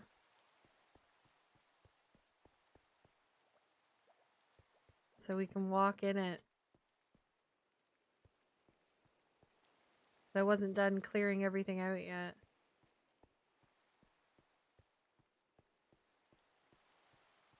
Oh my god, look at all the kelp. Can't see anything because it's all kelp. That's ridiculous. Oh, all this marble. And then I forget what I was going to put at the top. My god, all the kelp. And then what else was around here? There was a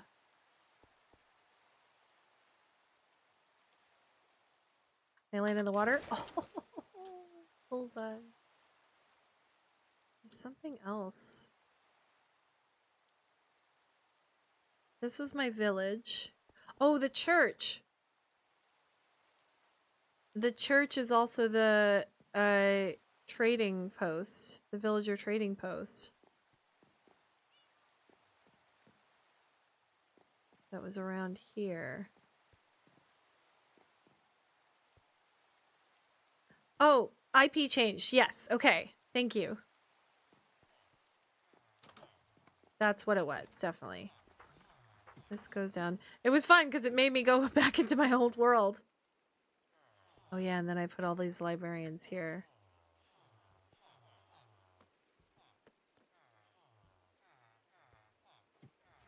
Okay. So that was the trading hall. I think that's everything that I built. I think the rest of it is just village now. definitely kind of fixed things up and decorated and lit it up and stuff like that. But wow, what a trip down memory lane.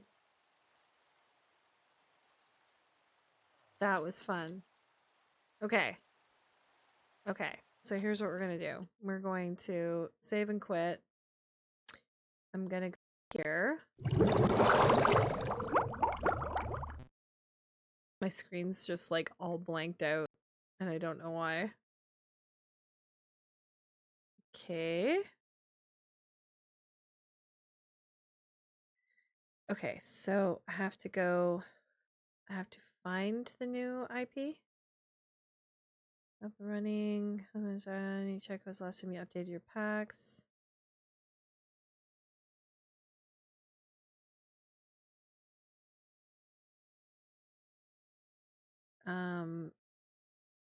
So we find the IP.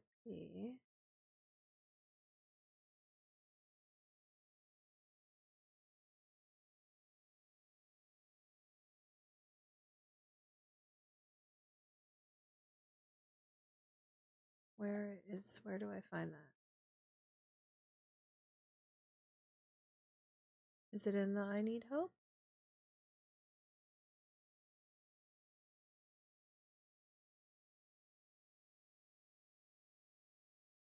No. First time login.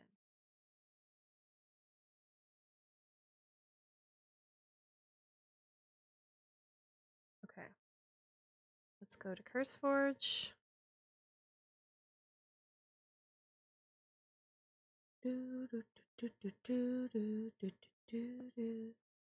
That was a fun trip down memory lane. I'm glad we did it.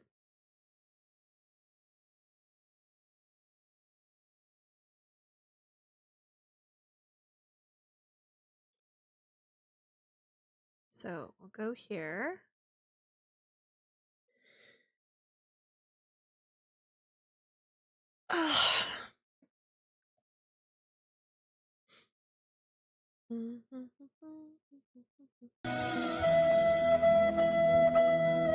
Who's here? Is that FCT? Hi, FCT.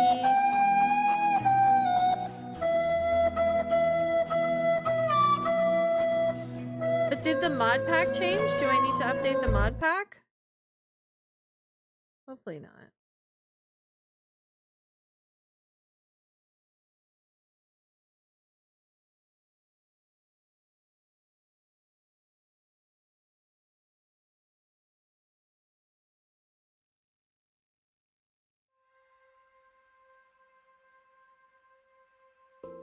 Okay, so let's go here and then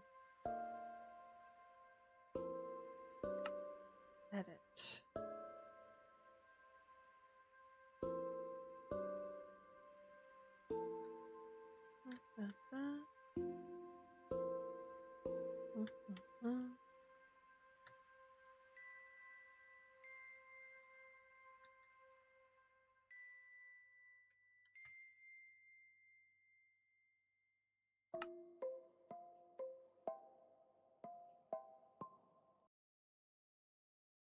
Hey, I think we're in.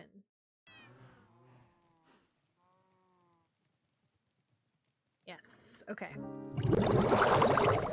Perfect. You need shears, Cassie? Oh boy, can I get you shears? What do I have here? I got some axolotls.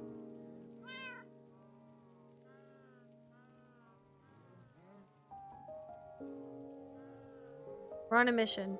Oops, I didn't mean to do that many, that's fine. I have enough food. I should... Okay, I have another thing. And I have that thing. Okay, that's fine. So Cassie... I always forget it's J for map.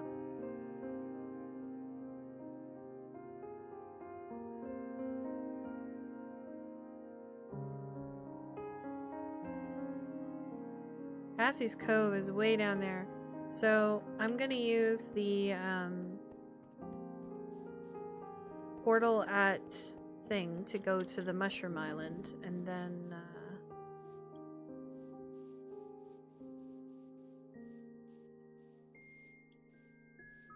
and then go to Cassie's from there. I think will be the fastest route. Oh, map disappeared. There we go. There have been no changes, everything since the 18th. Okay, I think I played past that. I think.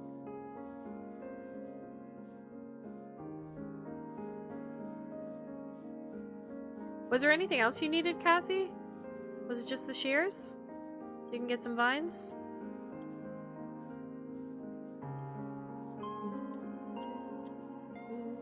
You know what? I'll pick you up some vines on the way, too. Use my shears.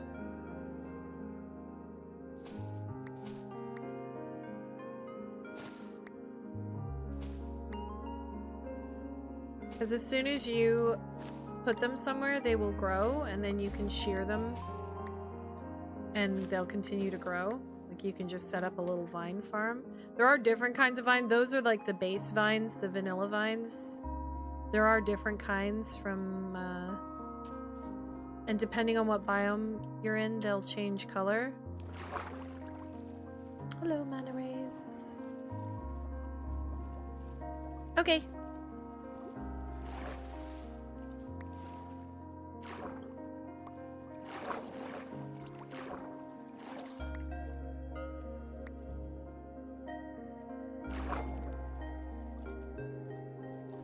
Ooh, flower.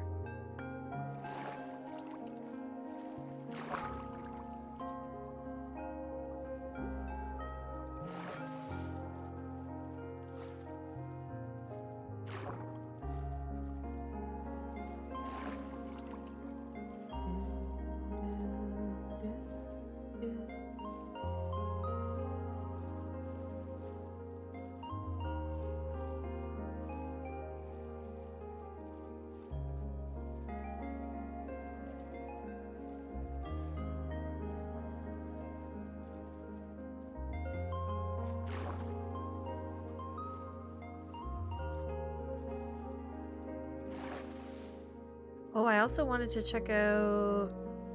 Oh, wait, is that not your house anymore? Is it not over here? Odd question, but does anyone else have a large gift bag full of other gift bags? 100%, Alistair. I have a Christmas one and a regular one. Okay, let me check. Yours is in... Wait, where's our...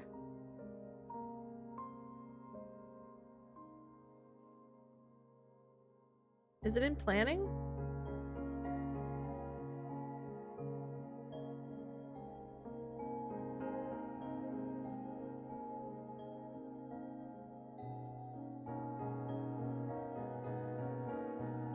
Where's the thread?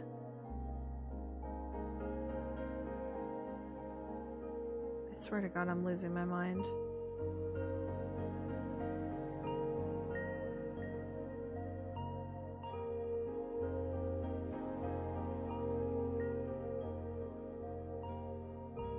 Ike's birthday is soon, he gets a Transformers gift bag.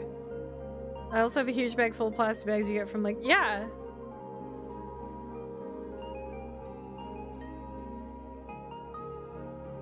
Oh, it's in the area you pinned. Okay, well, I think if I get close to there, then... Ooh, I should have brought my bed with me. Ha ha ha ha. Uh-oh. It's getting dark.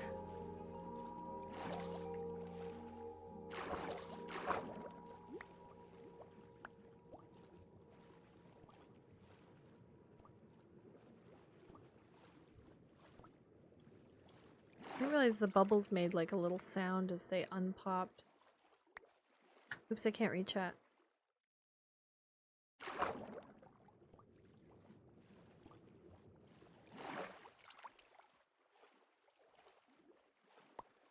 Yeah, I have a drawer full of shopping bags. What are those yellow things?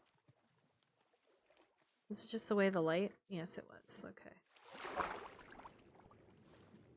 Okay. Oh, there's a bunch of creepers. Flower. Wonder who wrecked all these, things.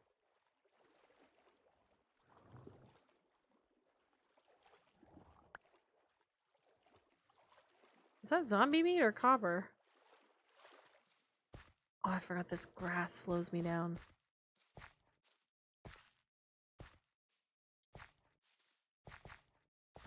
I need to figure out how to build a portal so we can get the portal room started.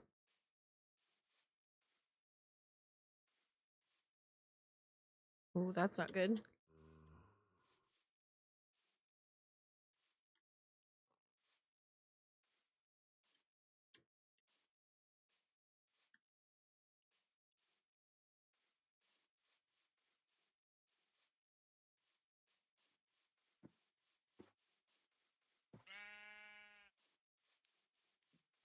Please don't fall in a hole. Please don't fall in a hole. Hey, hey, here we go. Please don't fall in a hole. I can see a creeper. It's fine.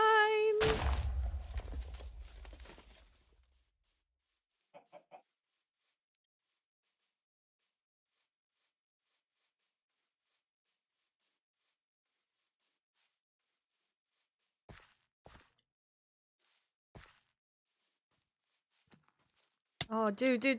Go away. I don't have time for this right now.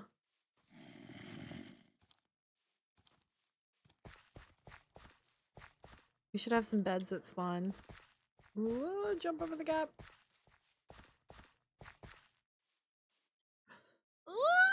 Okay, I made it. What are you? Wait, what was that? Oh. Hey, you've got a nautilus shell. Thanks. Why is it steamy here?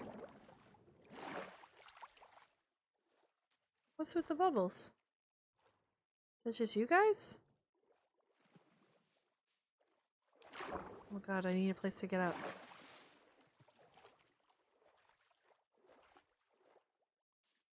Let me in!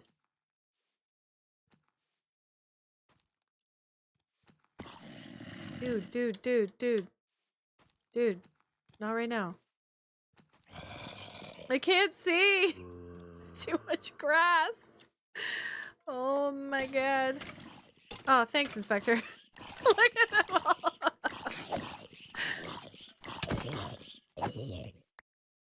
Thank you, Inspector. Jeez Louise. Holy moly. Holy tamale. Okay, we made it. More or less. Where's the bridge?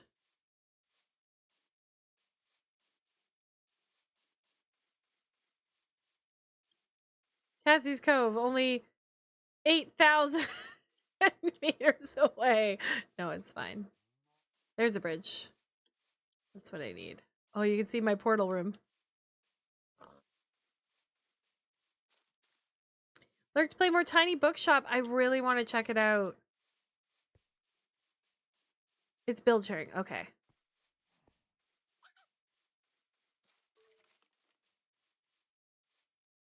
Where's... Oh, it's all the way over there. Okay. That's fine. Whoa. I need to eat something.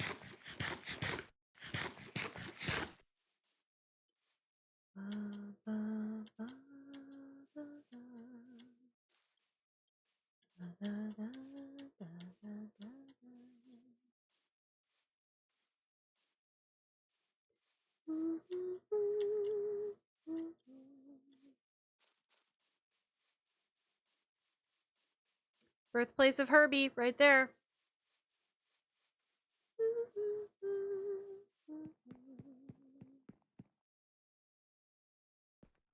Oh, that's cool. You can make a little flowering hedge. Thanks, Alistair. Oh, you've had no sound. Oh, you have to hear all the drama that happened on the weekend. You have to catch up on the VOD.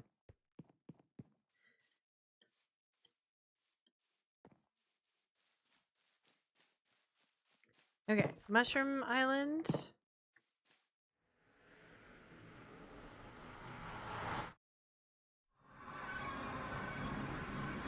And then Cassie's Cove is that way.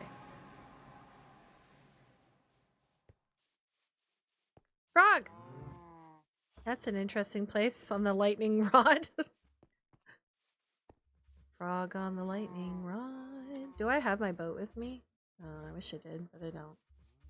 That's fine. Hopefully there's no sharks.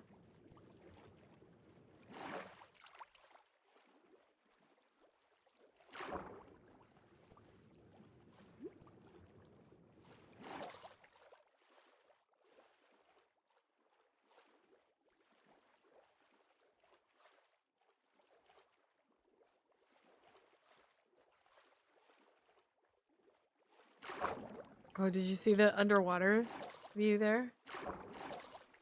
Right. Let's see if we can get it. Ah, it's there, but I can't.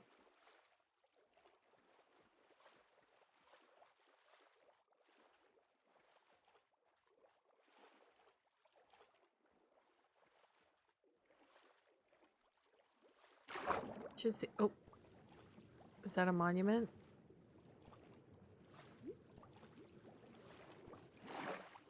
I don't see any things showing up. Any guardians? What is it?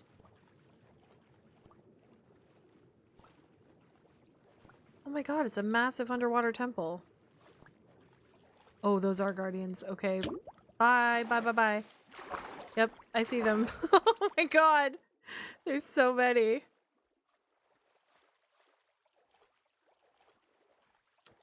We'll just take a beeline around that. Thank you.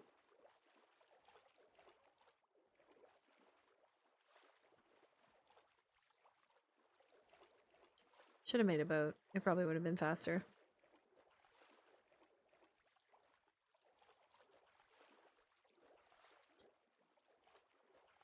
That's okay, we get to go exploring. Oh god, there's a shark. Oh god.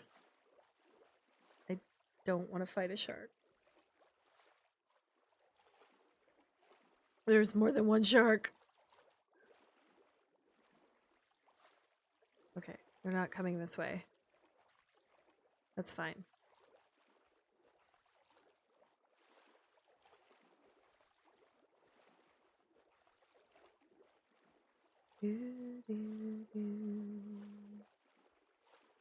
Ooh, what's here? Cassie, what made you choose this place? Oh, there's a shark over there. Boat! Okay, wait, let's get our full...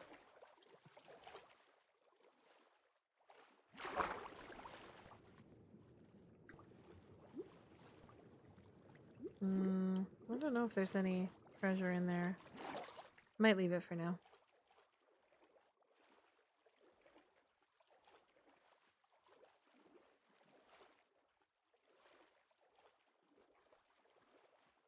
Interesting. Oh, turts! Oh, I don't have any silk touch. I gotta go over to crafts. I gotta find crafts place, and then I can get some mending. Did I bring my... Oh, I needed mending to go on my pickaxe. That's okay. Maybe I'll find it. We'll do this first.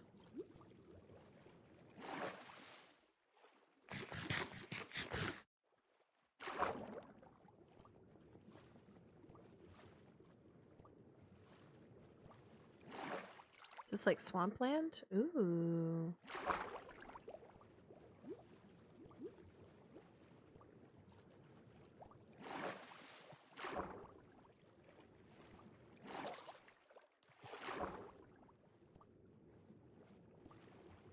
Are you a fish? Why are you so big? You're just a fish. Oh, look at the birch.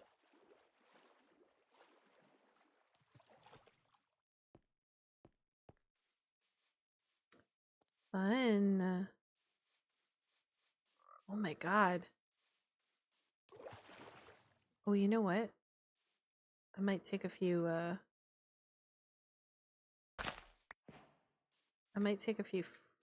forgs. Cattail sprout. I heard a frog. There's one over here.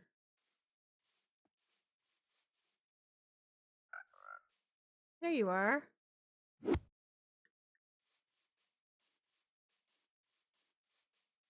need 2 frogs and then I can make eggs. Where are you? You're close. There you are. Perfect. Ooh, and drip leaves. Hello? Did I pick that up? Oh, I don't have any room. Have I got, oh, bone. Bone can go in here. Sea cucumber. Tiny lily pads. We need those.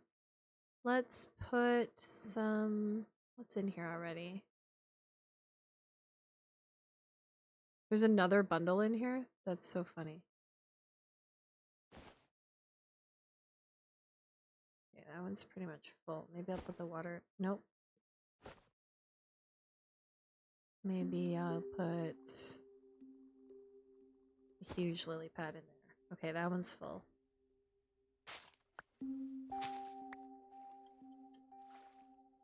What is this? Water silk.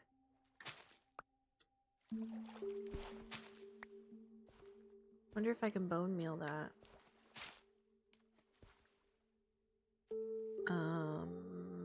Let's, can I put these? No, I can't. Let's put that in there because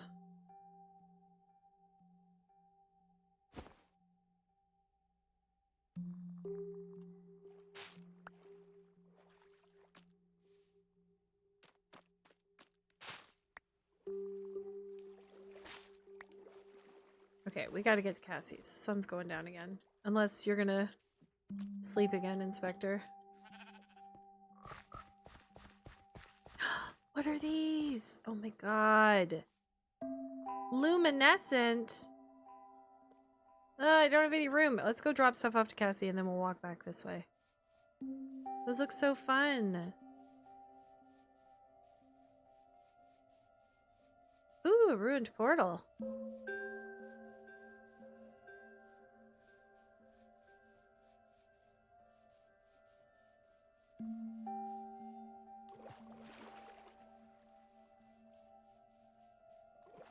What are these? White what? Anemone.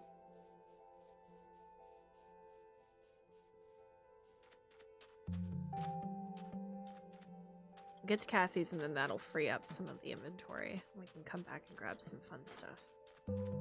Whoa, what kind of tree is that?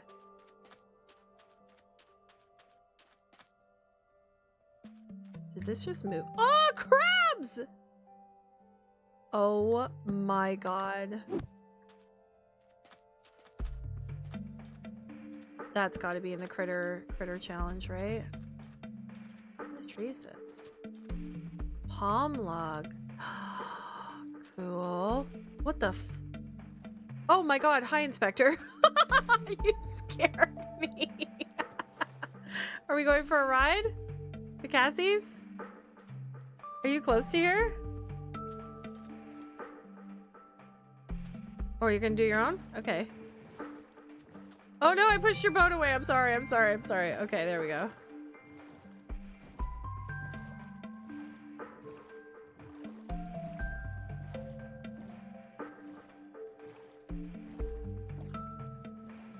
The palm trees are cool.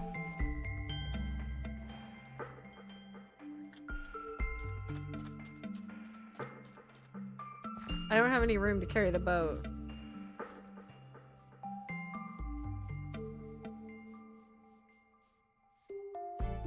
We're going to Cassie's.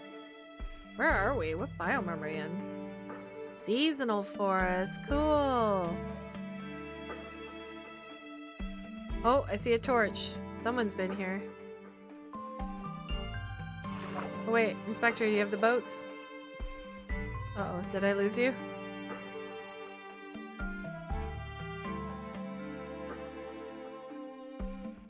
Did you fall down?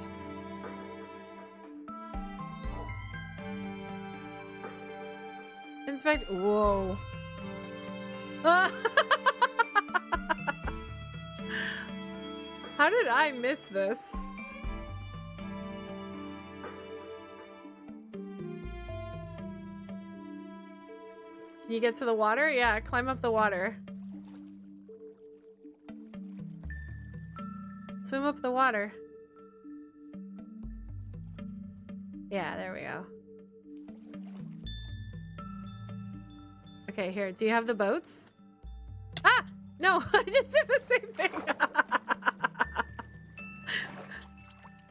Boats, boats. Yeah. You getting in or are you doing your own? Okay, you got your own. Okay, let's go around this way. Ah.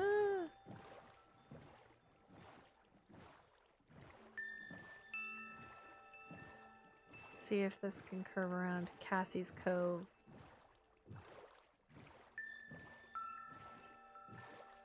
Wait, is it in or is it under? Whoa! Back up, back. Oops, mistake. Oh god. Where did I end up? Oh, wow. This is cool. Okay, I need to... Don't come down here.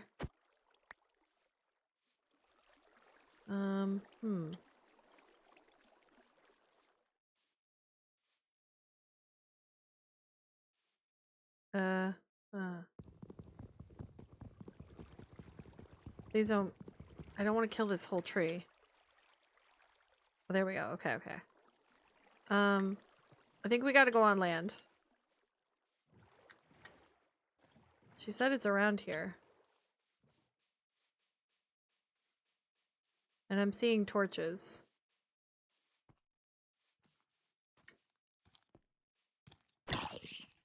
Ow, why did you set me on fire? Rude. Way to mining Cassie's stuff. Oh, I see. Okay, okay, okay.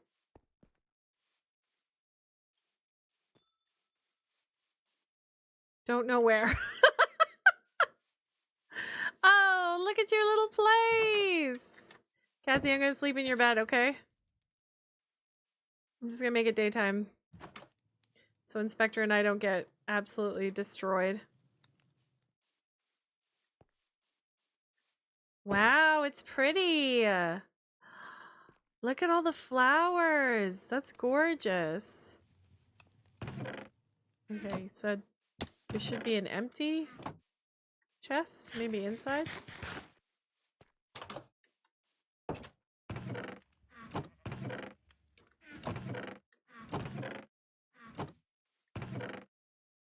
Okay, well, I haven't found an empty one, but I'll just give you... I'll just put it in this one because it's the most recent. And I'll give you the vines as well. There! Mission accomplished! Now, Inspector, do you know where Craft's place is? Because I don't think I have it on the map. Let me see here. Let me see. Build sharing. And we need... Where's the thread?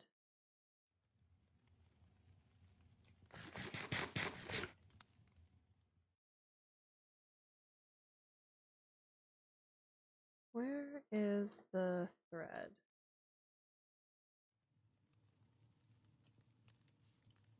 Active thread. Build location and cohort share. Ah! What was that? Is there a skeleton? Where is it? Oh, there it is. Alright, Inspector's got it. Okay, craft.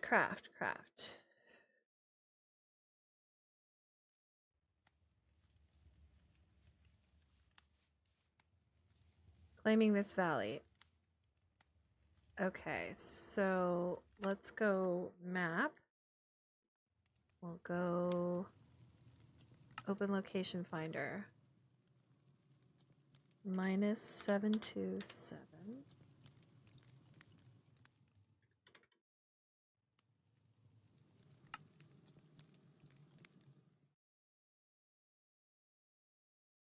What?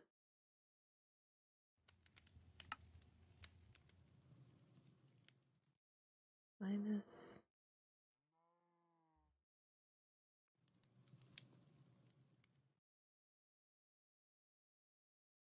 Minus 727 488.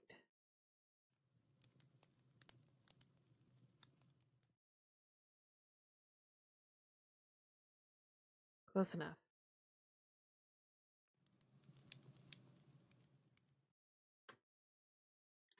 Crafts.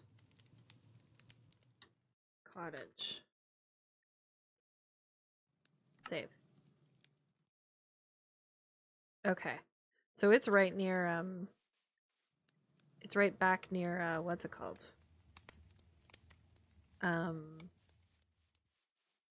Oh, you know what? I should move this to Cassie's Cove. I should here.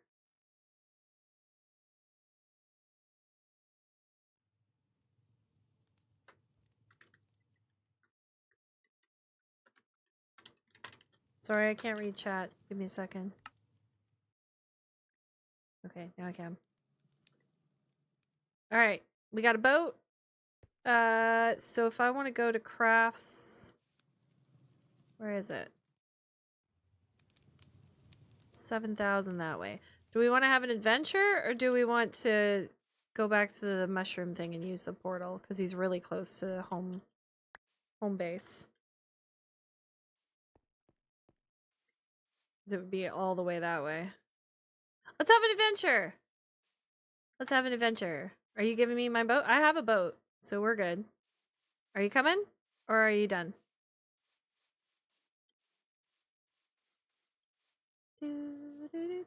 What are these? Cassie, you chose such a pretty place.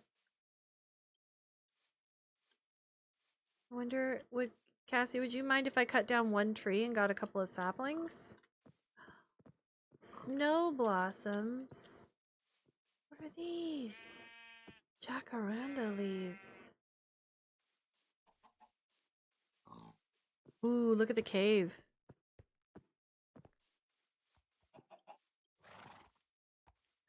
Horsies! Whoa, what are these? They look like giant dandelions. Florist stem? White allium petal block? They are! They're giant flowers! Oh, that's so... Oh my god, are those giant pumpkins? Whee! Oh, I'm not gonna make it! Oh, that's unfortunate. Oh well. Oh no, I have to go back. I thought I could make it. Inspector's like, you good? The heck?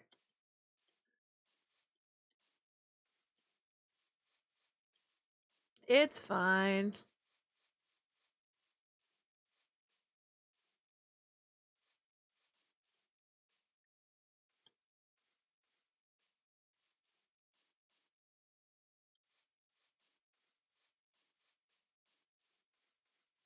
We'll go from the corner. What I should have done is gotten out the boat.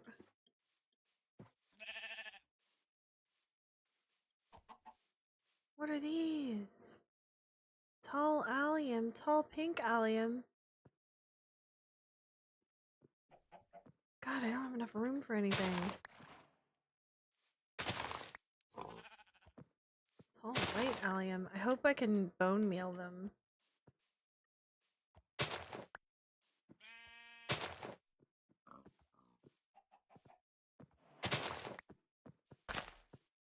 Okay. I don't want to take too much because let's put this in here and this in there. Okay. Let's get down here the smart way.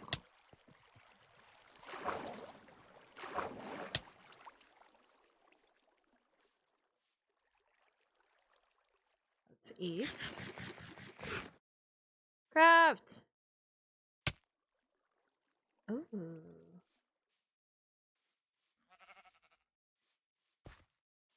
What are you?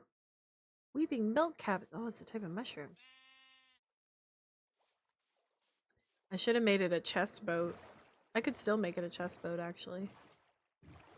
Giant pumpkins are amazing. What are you? Excuse me. Excuse me. Wait, come back.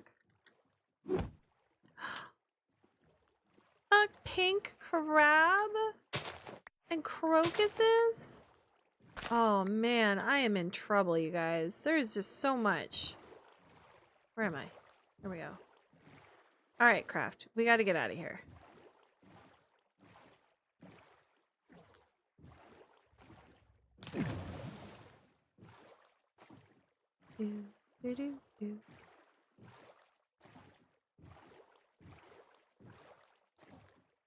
I keep calling you Craft. I meant to call you Inspector. Sorry. And we're on our way to Craft's place. Oh, village. Maybe I should steal a bed.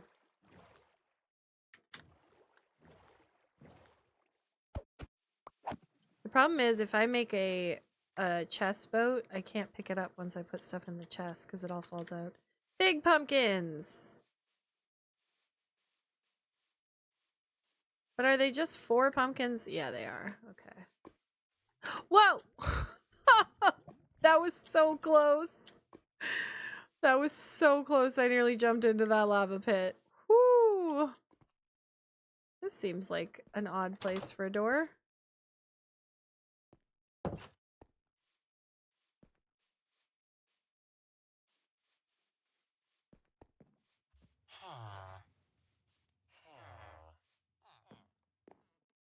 Ooh, cool. Clover patch. This is some weird ways of doing this.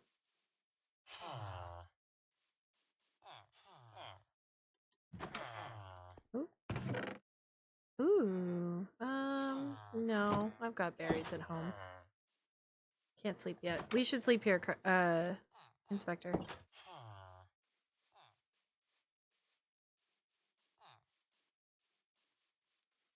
In this little pumpkin village. What? Green mushrooms.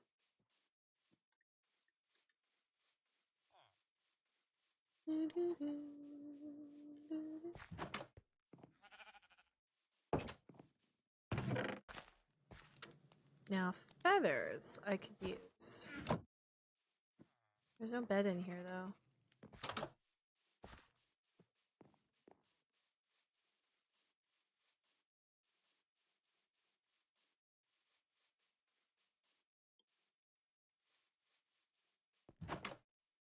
Excuse me.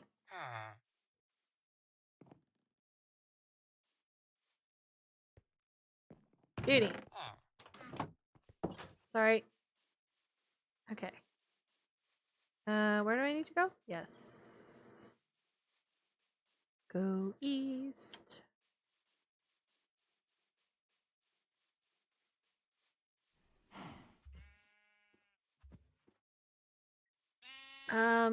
You know what I realized? I need books if I'm going to... Which means I need sugarcane.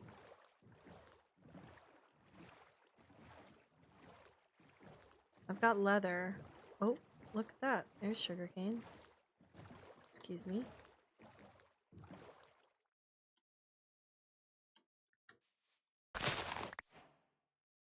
Oh my god, it gave me exactly 3. What are the chances? Let's just put all these in here.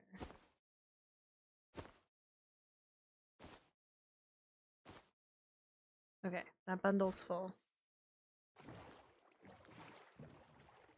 Okay, we gotta keep our eye out for any more sugarcane. I think I see some over here.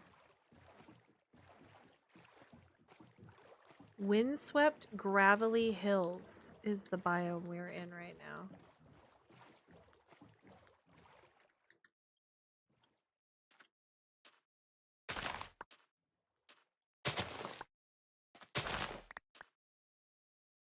Okay.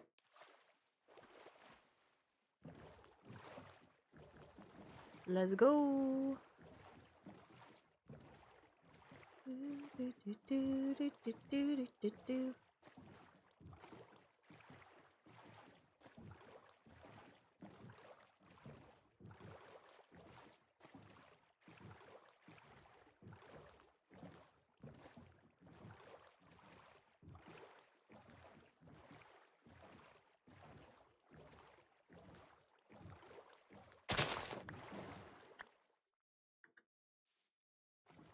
Any other ones? Nope.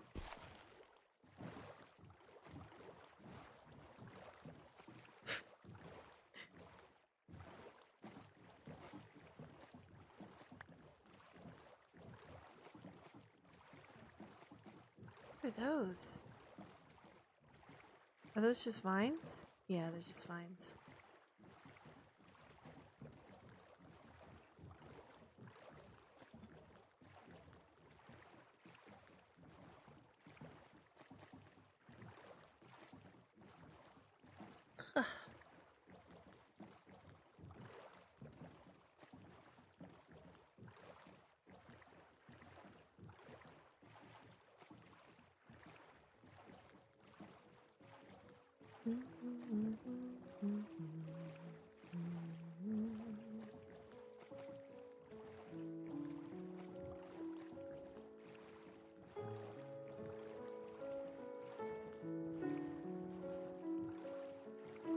How close are we? Oh, we're still like 6,000 away. That's okay. We're having an adventure. Although I do have to end stream pretty soon. Gotta get dinner on, get ready for work. I am going to be back in the server tonight. I've been recording all of my builds. I think tonight I'll either build the XP farm or I'll build the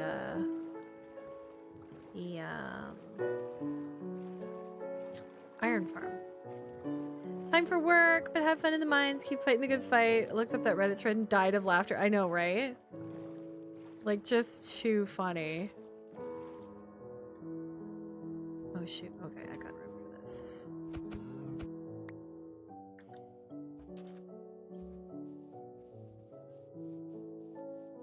Oh, I could have kept voting. I am an idiot.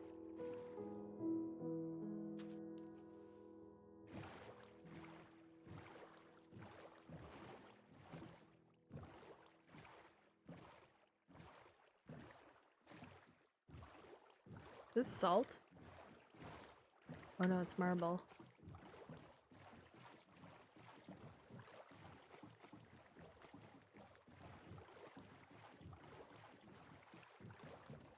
I have to say, the biomes are gorgeous. It's almost like overwhelming, the options. What is that? Ooh, choppy, choppy, choppy. Okay, we're good.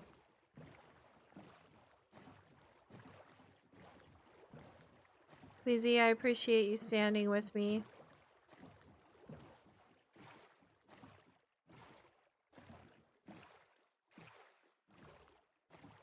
I think we gotta go this way, maybe?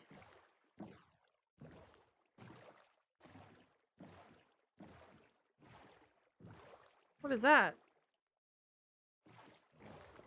Are you a snail?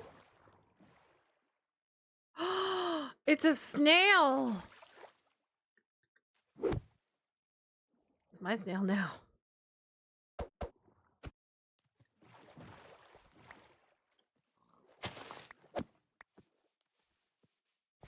Let's go across to here. Big gravelly pit.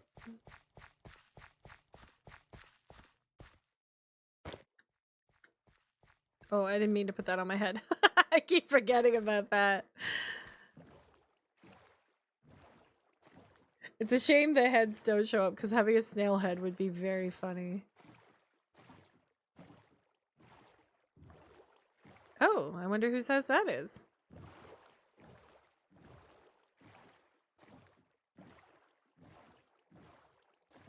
Does that look like... Oh, that's... Oh, this is your place! Inspector, is that your lighthouse? Can we come see?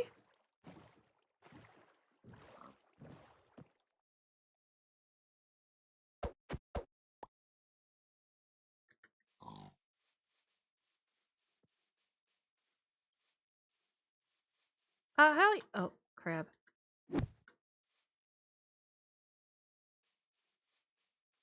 Oh, wait. Did you not want me taking the crabs? I should probably put the crab back.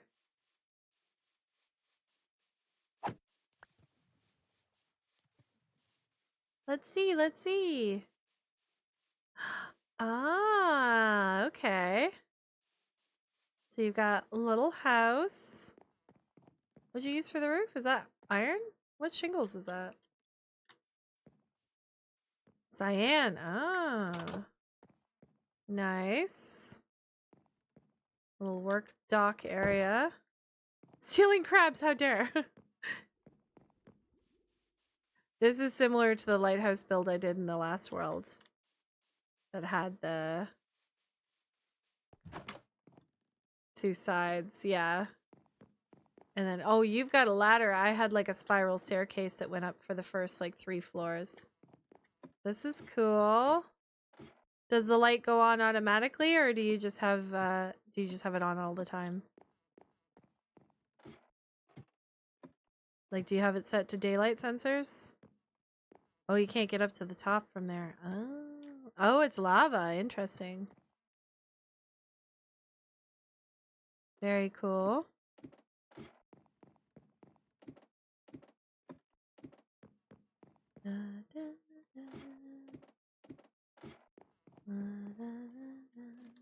Are you gonna put different things on different floors, like an enchanting setup, or what else have you built? Show me. Oh, I need to eat something.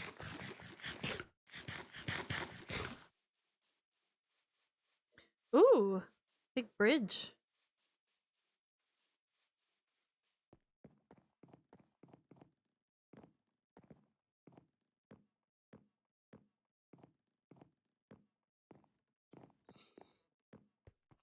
Oh, cute.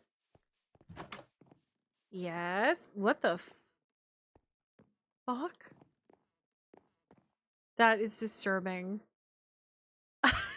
You know what this reminds me of? You know those people who put the dolls in their house that stand in the corner? They're in their like in like a timeout. That's what this reminded me of. Centennial trophy. Wild. Don't judge my son. Look at my son. Oh, that's nice. That looks good. No, the build's nice though. Lots of space. Gotta get some decor in there. Okay, where are we going? Oh, do you want to sleep?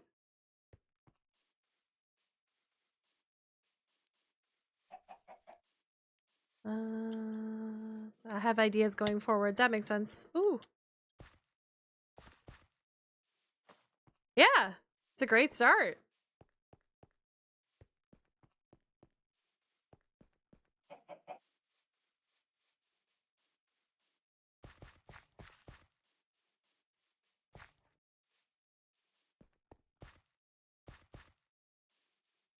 Can you sleep, Inspector?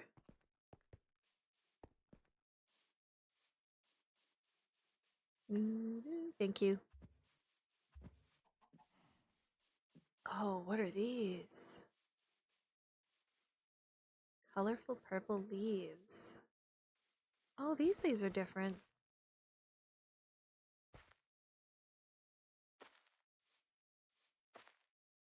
Aspen leaves. Oh. An aspen log. Wow, there's so many different.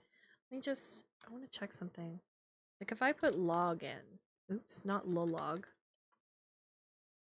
Oh my god, look at them all. So these are all the regular stripped, and then we've got mahogany, redwood, pine, fir,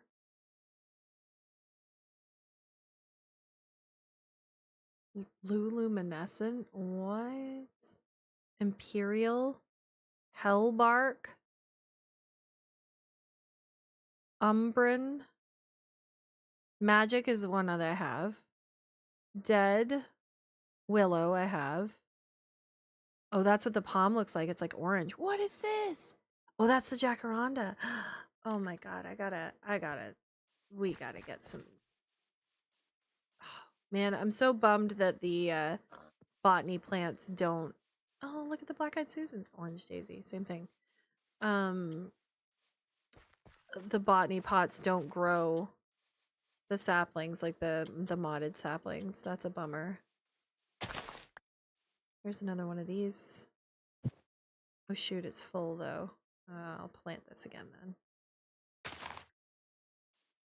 Hopefully I can bone meal them and get more when I get home. Are you heading out, Inspector? Thank you for your help. I appreciate it. Oh my gosh, this is a beautiful area.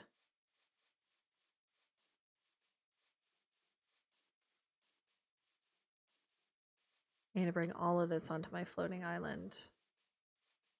I really do like the aspen though. They're cool. Ooh, is this a crevasse?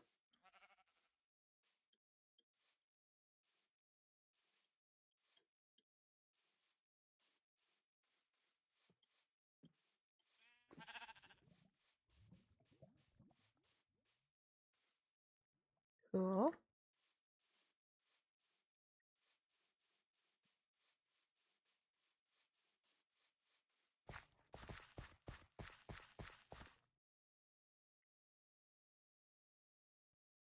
Okay, we're about halfway. I love how I've been like zigzagging across this map. Oh, you can see I should put a thing here. Waypoint, create waypoint. Inspectors.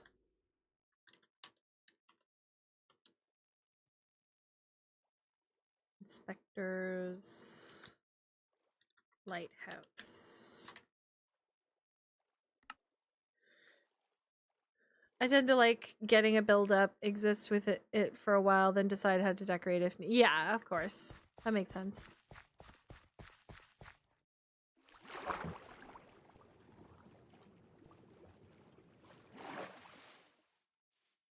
I really like how much interior decorating can make. Where are these? Oh, these are redwood. Big redwood forest. Cool.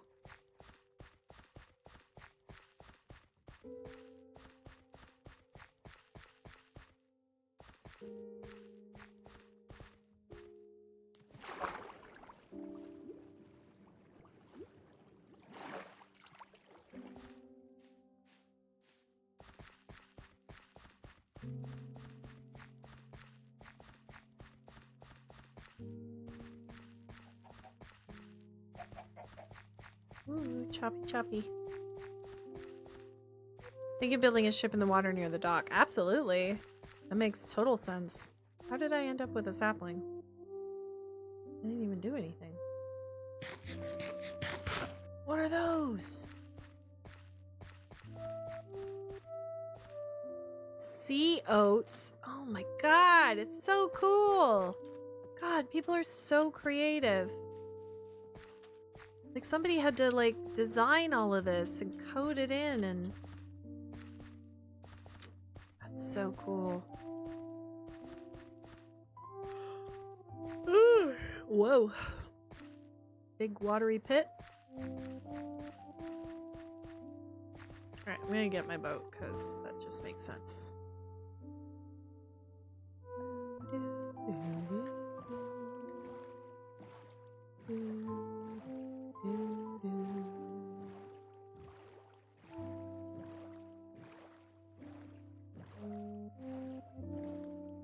There is a lot of water in this world.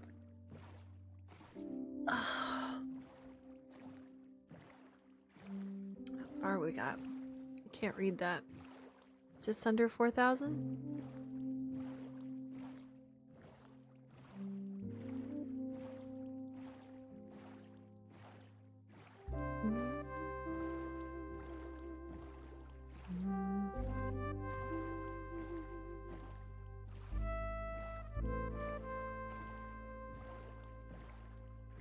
Big crabs and baby crabs.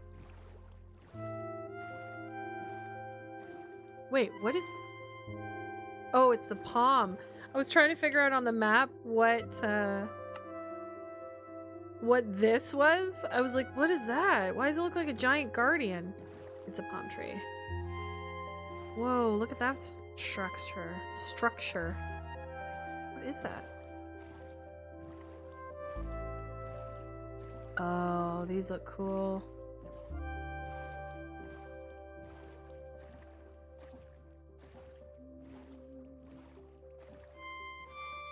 What?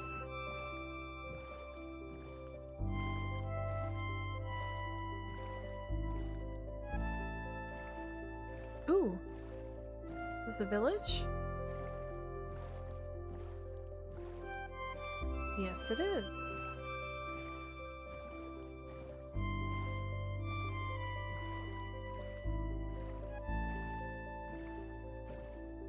Kitties! Oh my god, I have to get an orange tabby.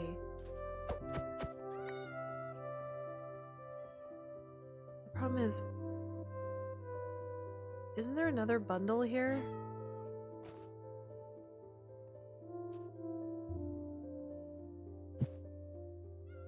Damn it. What can I do?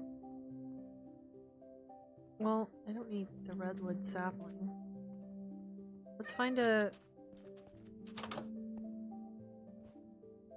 Hello? I need a chest.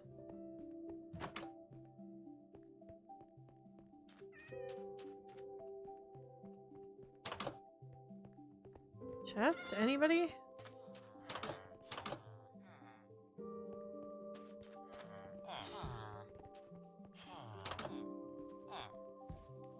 How is there not a oh, calico! Oh my god, so cute. How is there not a single chest in this village? Did somebody clear it out?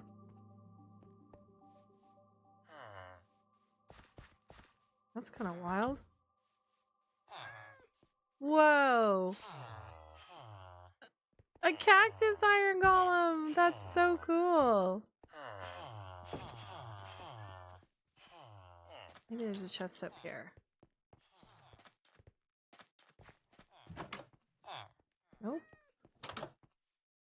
Why do I get the feeling that somebody came here and, like, cleaned it all out?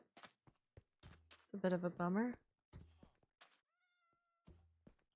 Okay, well, I will do that, and then let's see if I can find that orange tabby.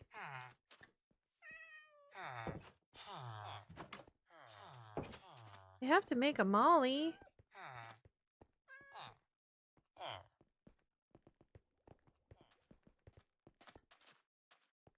No, come back.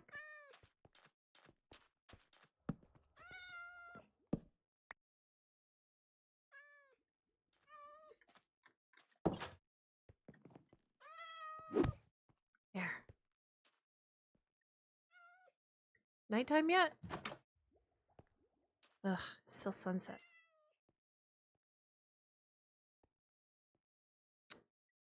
Is there anything else I can get rid of? Oh, I can get rid of wheat seeds, because I'd really love that calico, too.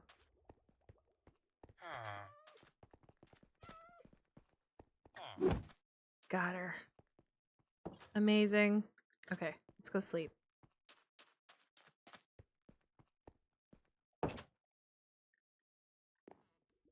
It is night. Thank you.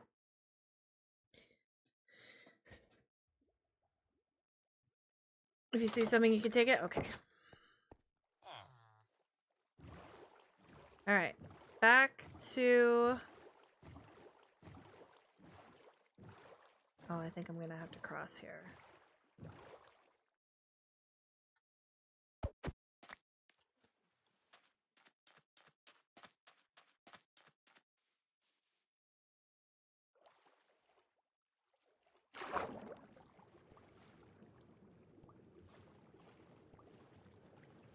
Going on a big adventure.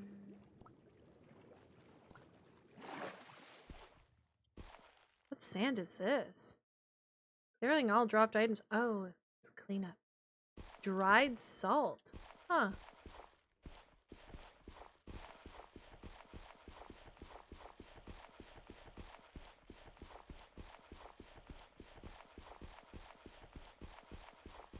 Oh, it would really suck to like die right now and have all your stuff get cleared. Well, I guess it stays in your inventory, so it doesn't, you don't lose it. I see an aardvark.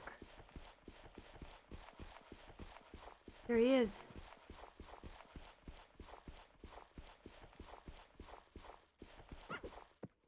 Oh, he's so cute. What can I get rid of? Lily pad. Perfect. Yeah! Armadillo. I'm gonna call him Arm and Hammer. What are these? Wilted lilies. Ooh. We're into portal.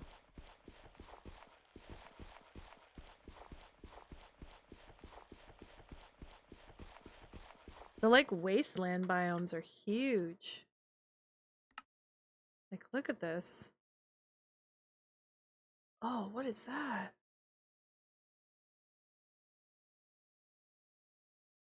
Wild.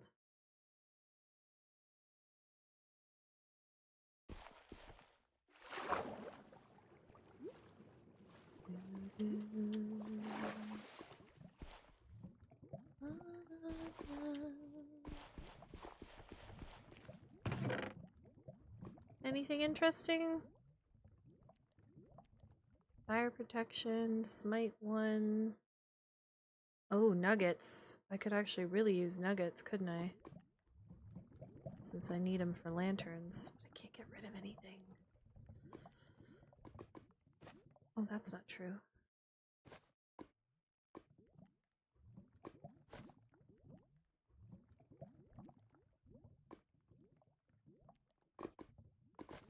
What all do I have in here? I just need to organize myself a little bit. Definitely want the Nautilus shell.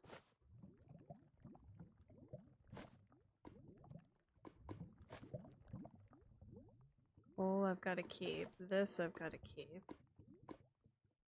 See, what I'm thinking is I need that other bundle.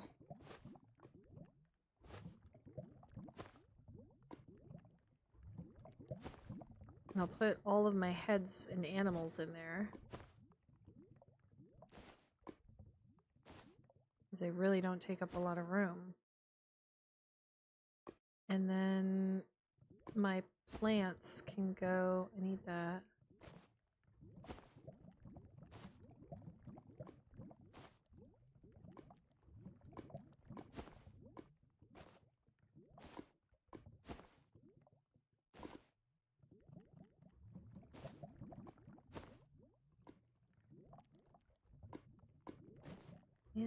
Plants. I'm gonna keep my bones out because there's a lot of them.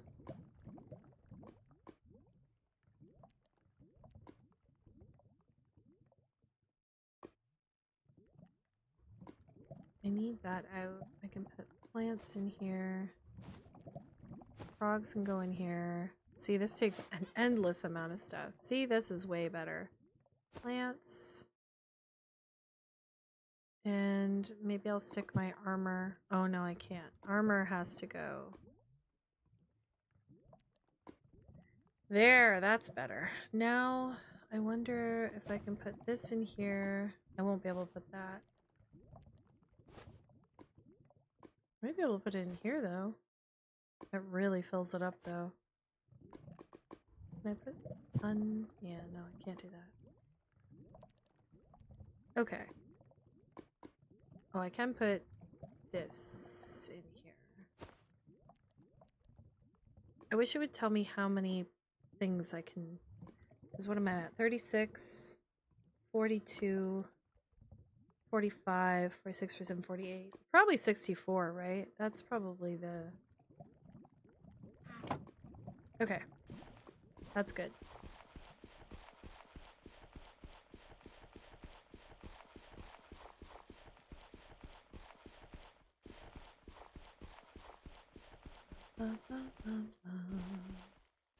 Still 3,000 almost away from Craft's place.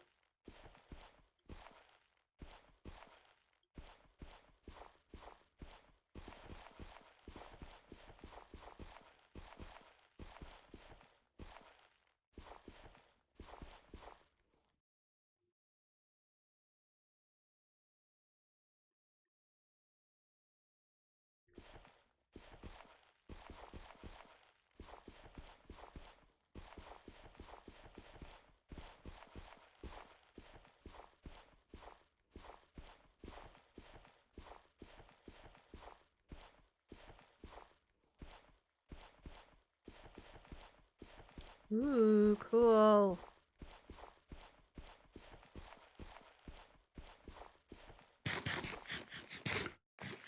I feel like it's gonna be so much fun to like explore.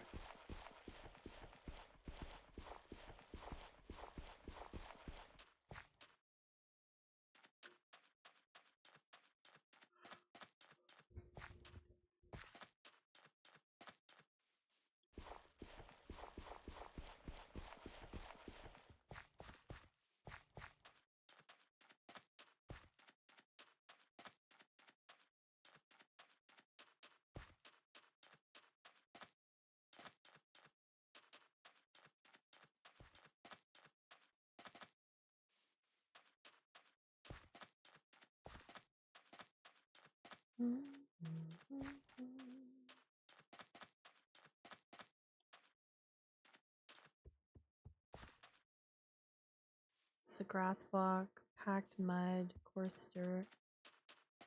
Ooh, temple! I think I've organized my bundles enough to be able to do this.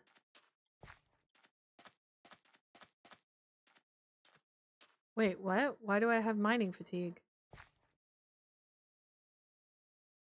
What the heck? Why did I get mining fatigue? Whoa. Oh, Jesus. Is that above me?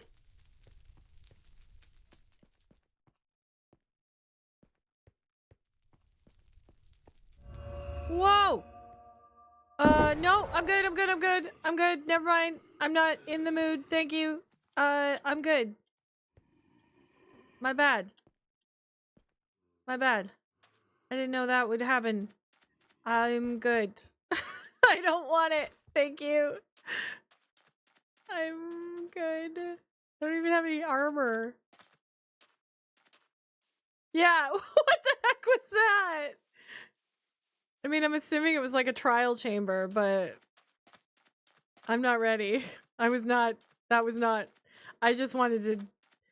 Yeah, no. Not for me, thank you.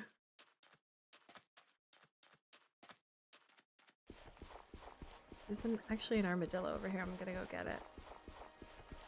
Because if I have two of things...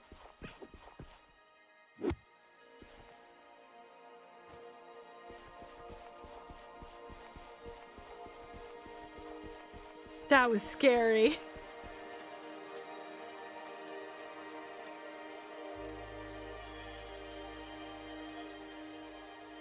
The Mortal Kombat music. Dun dun dun dun dun dun dun dun dun dun dun. Mortal Kombat.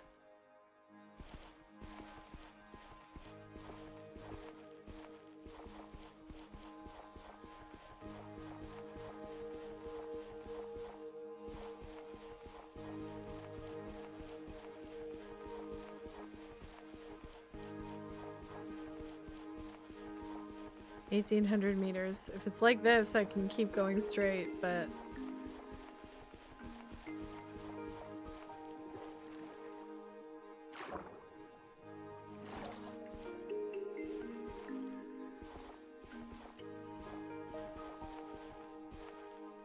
Oh my god, all the red flowers and like the hazy mist. It's interesting that only the small ones glow, but the big ones don't. Poppy field.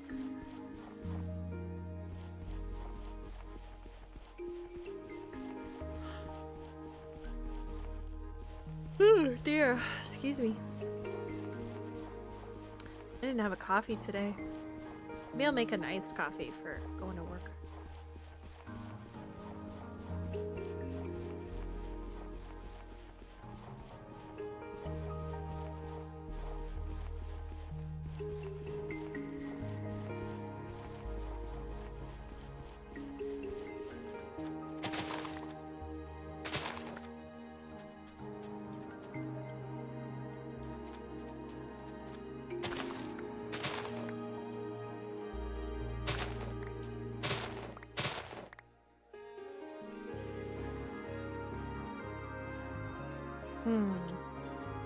Actually, maybe I'll go by boat and see if I can get around.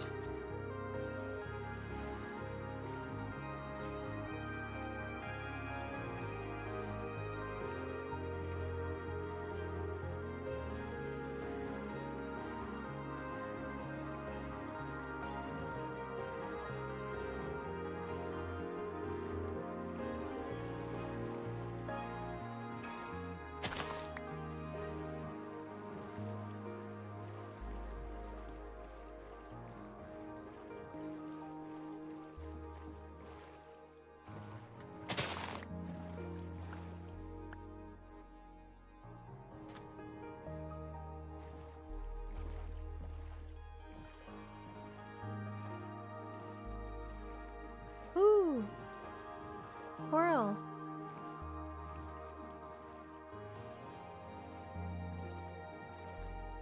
Oh, you know what? I should get some more candles. Okay, why am I stuck? Hello? I'm like clipping through the boat. That was weird.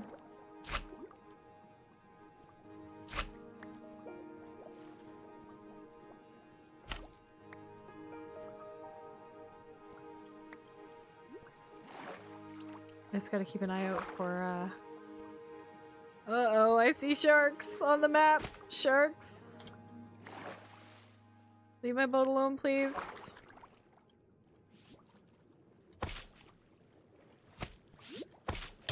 Ow. Shoot. Let me just eat something and then go get these and then get out of here. It's good enough for me. What is that thing?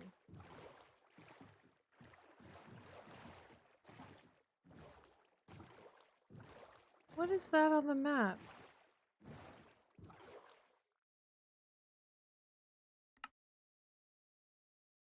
What is that? I don't want to know. I don't want to know in the dark. That's the answer.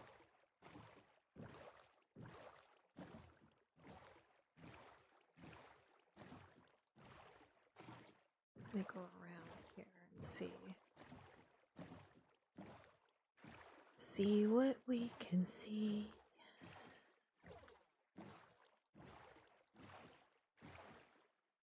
Oh, cool.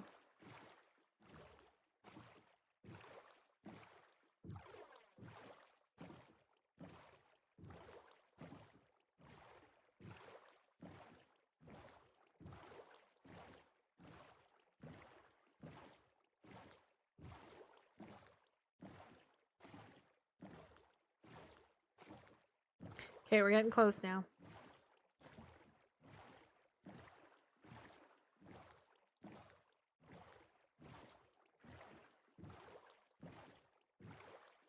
Bamboo.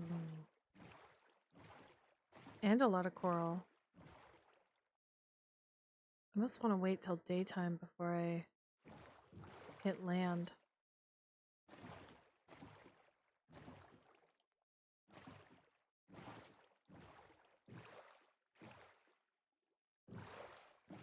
Well, somebody's been around here chewing up lily pads.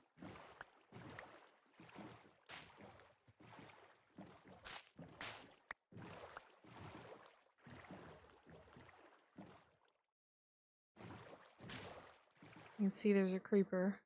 Do I have a bow? I do.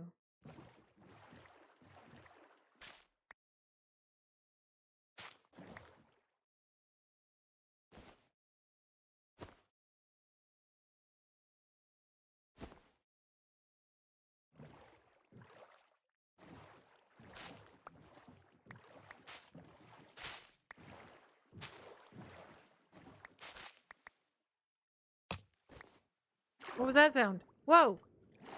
What happened to my boat? What the fuck? Damn it. Okay. Whoa. Ah! Go away. Oh my god. Good thing they shoot like stormtroopers. Where the hell is he?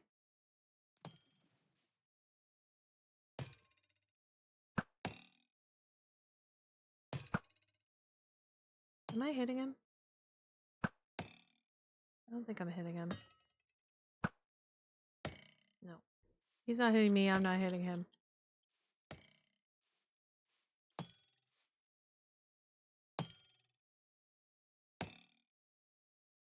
Do I not have a...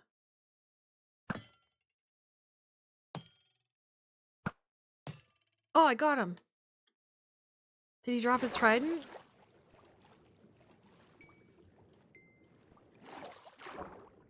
Oh, I don't think he dropped his trident. That's a bummer. Oh god, there's more coming though.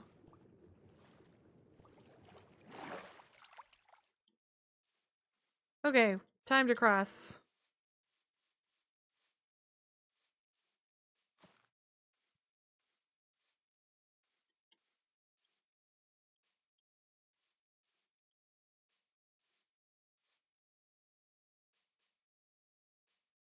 I have jungle saplings. Well, actually, I do need more jungle saplings.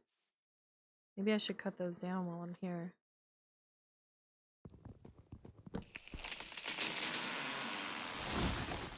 So funny for one block. Oh shoot, I don't have any more room.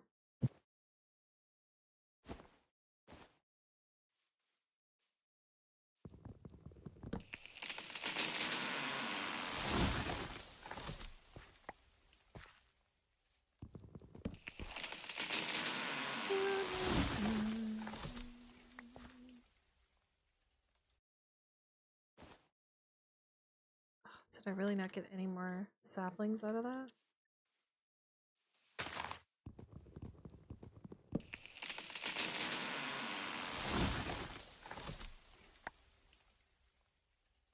Oak sapling. Boo. It's fine. Okay.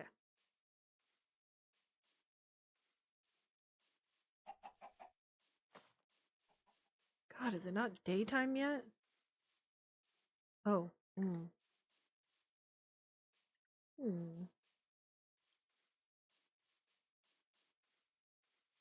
Definitely gotta look out for holes in the ground.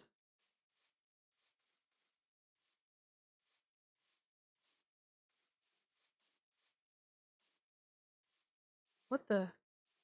Oh, it's terracotta. I was like... Actually, terracotta would be very useful.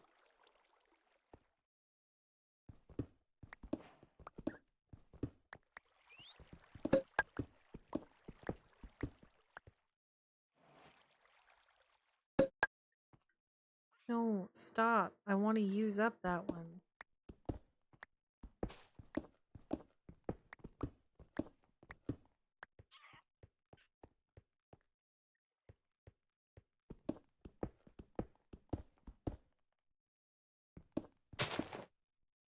Oh, that's not really...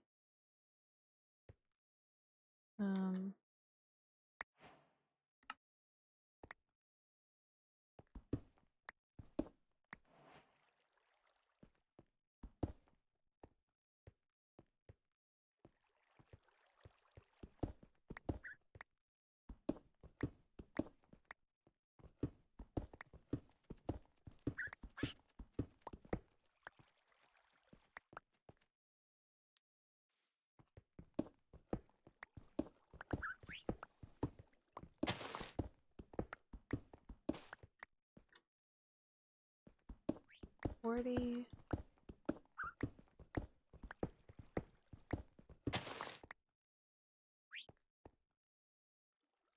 51, and then we'll go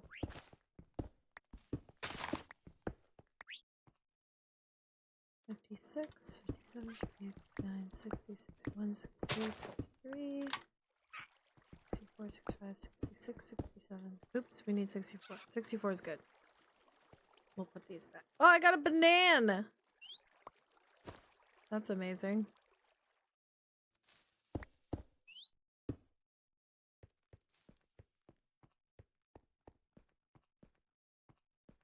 I wonder if I want more cyan. No, we'll leave it at that. You can dye terracotta.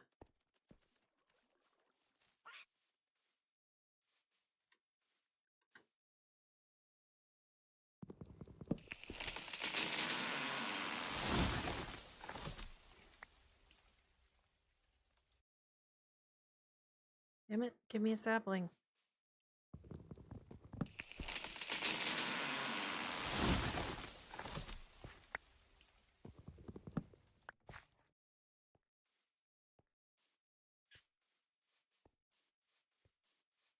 Oops, hole. Whoa, you're beautiful. Oh, do I need another bird?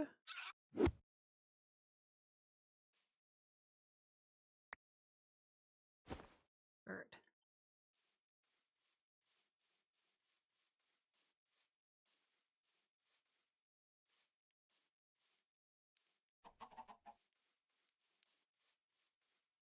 We're almost there. No, we're good. Thank you, though. I mean, log in if you want to, but I don't need it for you to sleep. It's all good. We're almost there. And then I'll be able to make my way up to, the, what's it called? Whoa! Mistake! Oh, it would have been nice if I could have landed in the frickin' water. Not paying attention. I don't have time for this. How am I gonna get back up here? Oh, vines. There we go. Okay, good.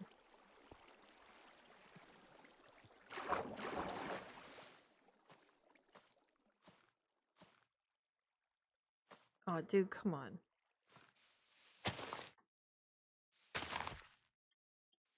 Holy moly, that was well hidden. Whoa, look at this. Light blue terracotta. What? Toadstool block.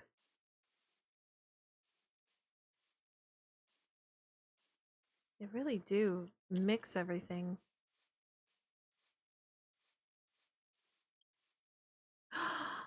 Violets. What do I have room for? Oh no.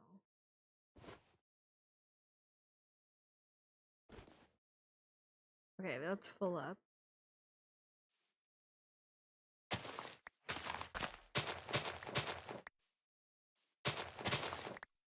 I need violets. They're so pretty. There's so many of them.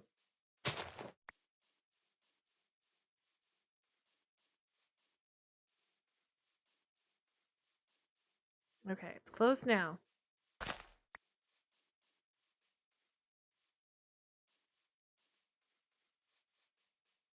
There it is. Holy moly craft. What the heck? Oh my god. Wow. Amazing. Is that all, what's it called? Yeah, deep slate.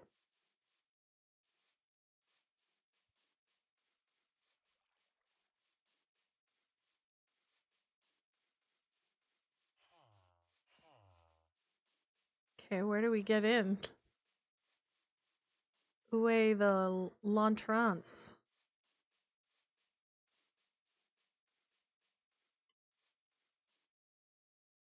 How did you manage to do that?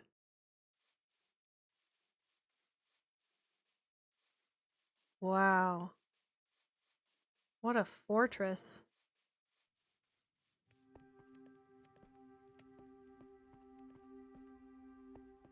Cool. Oh my god, you got one too.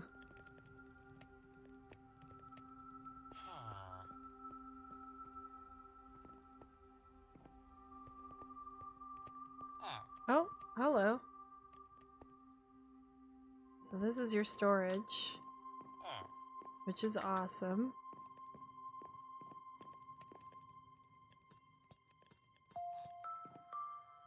Very cool. I'm gonna do this. I'm hoping you have leather though. I just realized I came here to trade and I didn't bring any emeralds. I'm an idiot. That's fine. We'll check it out and then we'll go from there. What is this? Magma bricks. Very cool. Weaponsmith. What is that? Apple crate.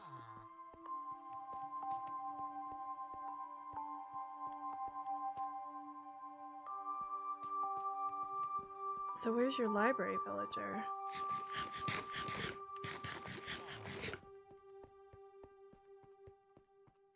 Oh, this looks like it might be... Oh, I see. You've got them blocked. Oh, I'll do that. There you go. I can hear them. Where are they?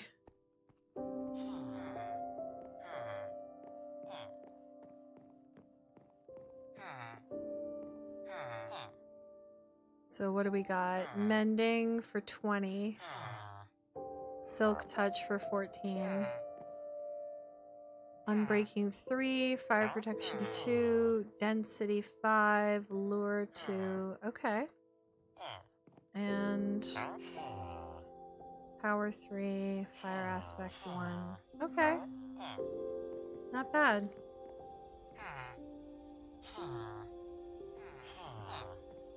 Where's your mending one again? It's you. No, you're silk touch. Where's your mending? I just saw it. Mending. Wow, got mending right off the bat. It's pretty good. Is there anything I can sell to these guys? Oh, I could sell paper, but then I don't have a book.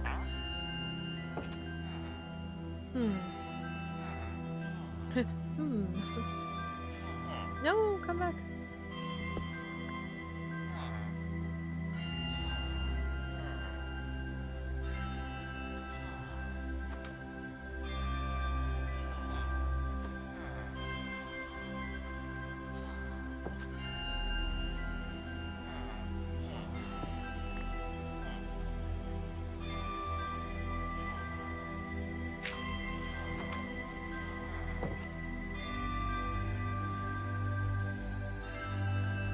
Wow, there's a lot of sections.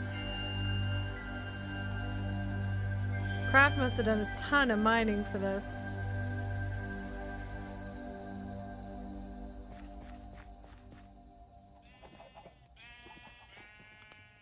Ooh, this is pretty.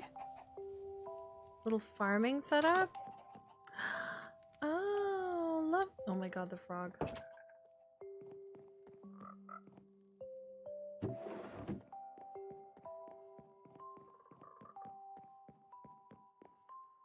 Cute. The little balcony. Big balcony. Ah, they got a panda. Wait, what are those black ones? Are those bears?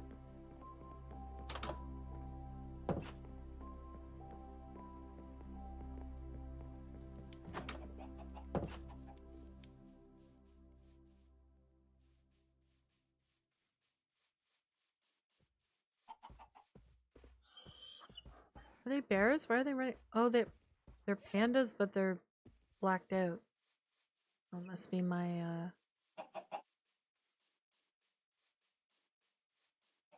must be the thing. Right, we better sleep so that nothing bad happens.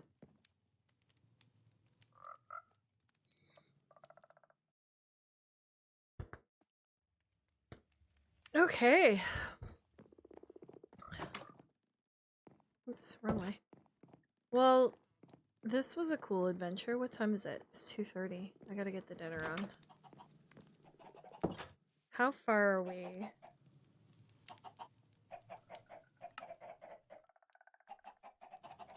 Okay, we're not... Do I have time to get back home? possible.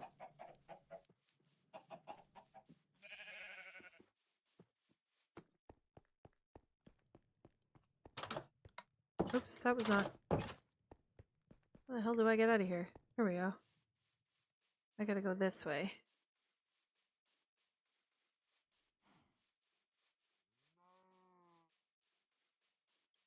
I would like some bamboo, but I don't want to do it too close to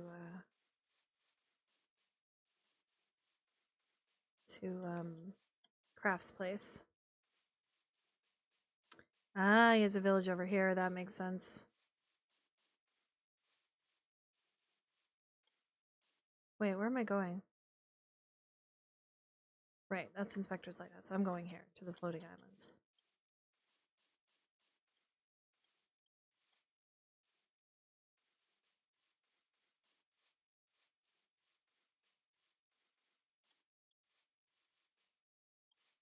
It's a big, dangerous pit to have near a village.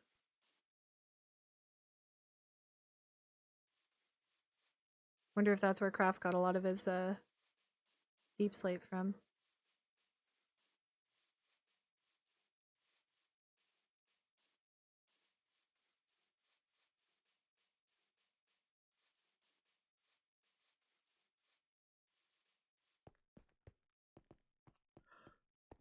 Hmm.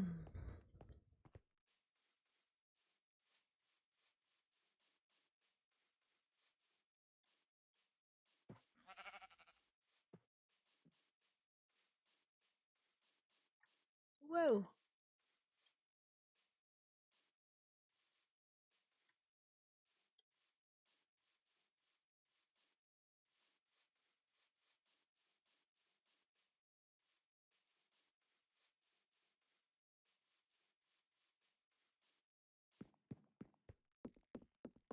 This is pretty.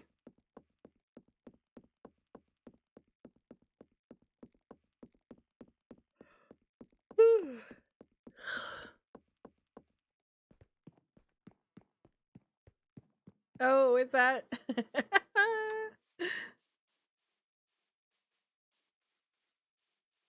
What did we end up calling him?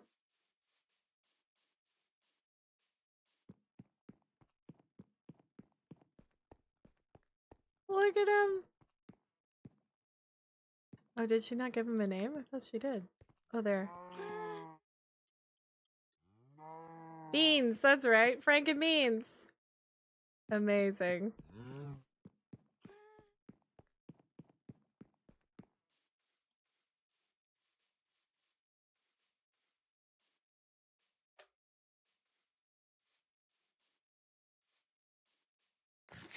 Oh, I used a lot of my food. Let's get back home and then we'll end off. That was a fun adventure. Trying to get Cassie her clippers and go find Craft's place.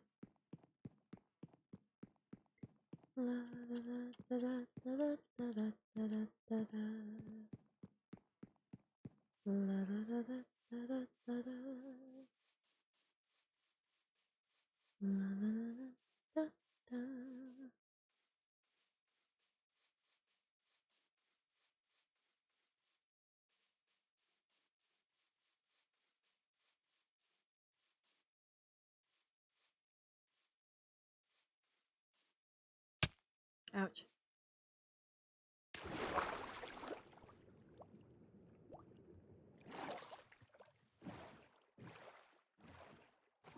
Should be able to get home pretty quickly.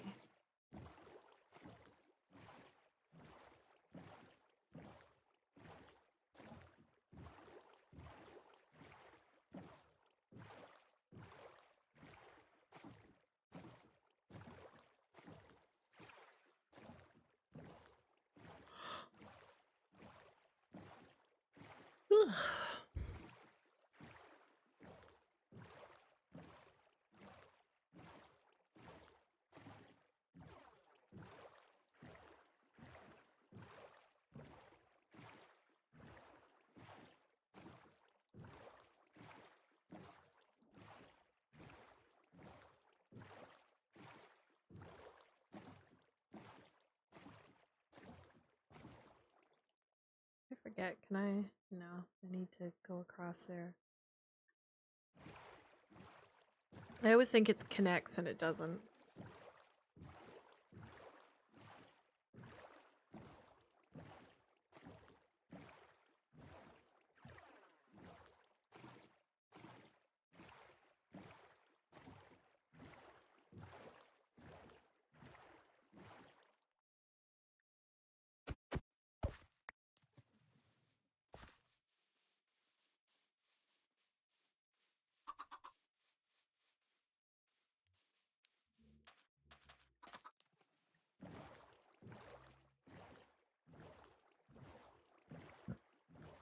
All my little deaths. I gotta get them off the map.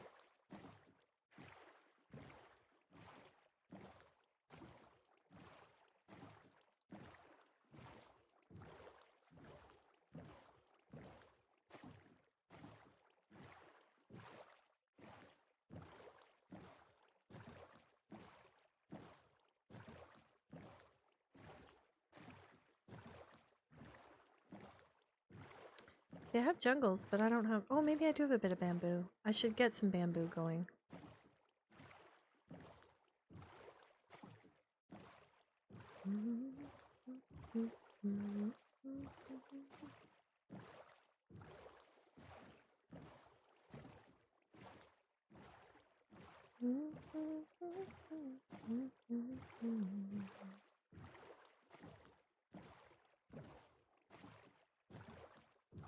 There's my ruined portal.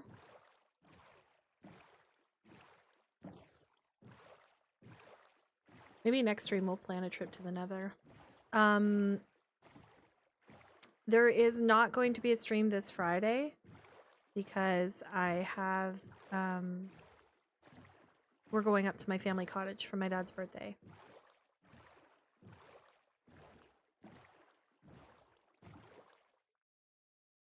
I think we'll leave these here. Herbie! Herbie, I missed you. Beautiful. He. I love you too. All right, let's end there. Here. And see who's around to raid. La da da da.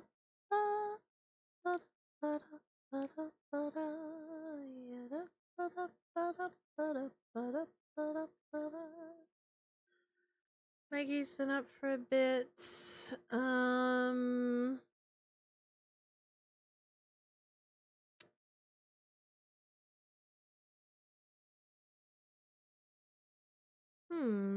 Not too many people on.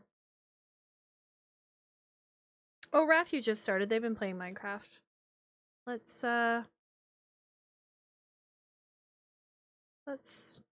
raid them. Please join me for the raid if you can. I will give you your follow raid message and your sub raid message. Oops, I need to sub my bot. Thank you so much everybody for hanging out with me. I had a great time. Thanks for tuning in for all of the events. Description of events. I will be back on Thursday for a chill stream. I don't know if we'll be doing art or playing games. I'm not sure yet. But yeah, and no stream on Friday. But then into September, we'll be having a little more of an organized, regularly scheduled streams. Not as much going on. I'm going to slap on the end credits, say thank you for all the subs, the bits, the love, the new followers. Welcome in. Y'all are lovely. Please take care of yourselves. Have a wonderful rest of your day. Have some more chill Minecraft with Rathu VT, and I will see you soon. Bye!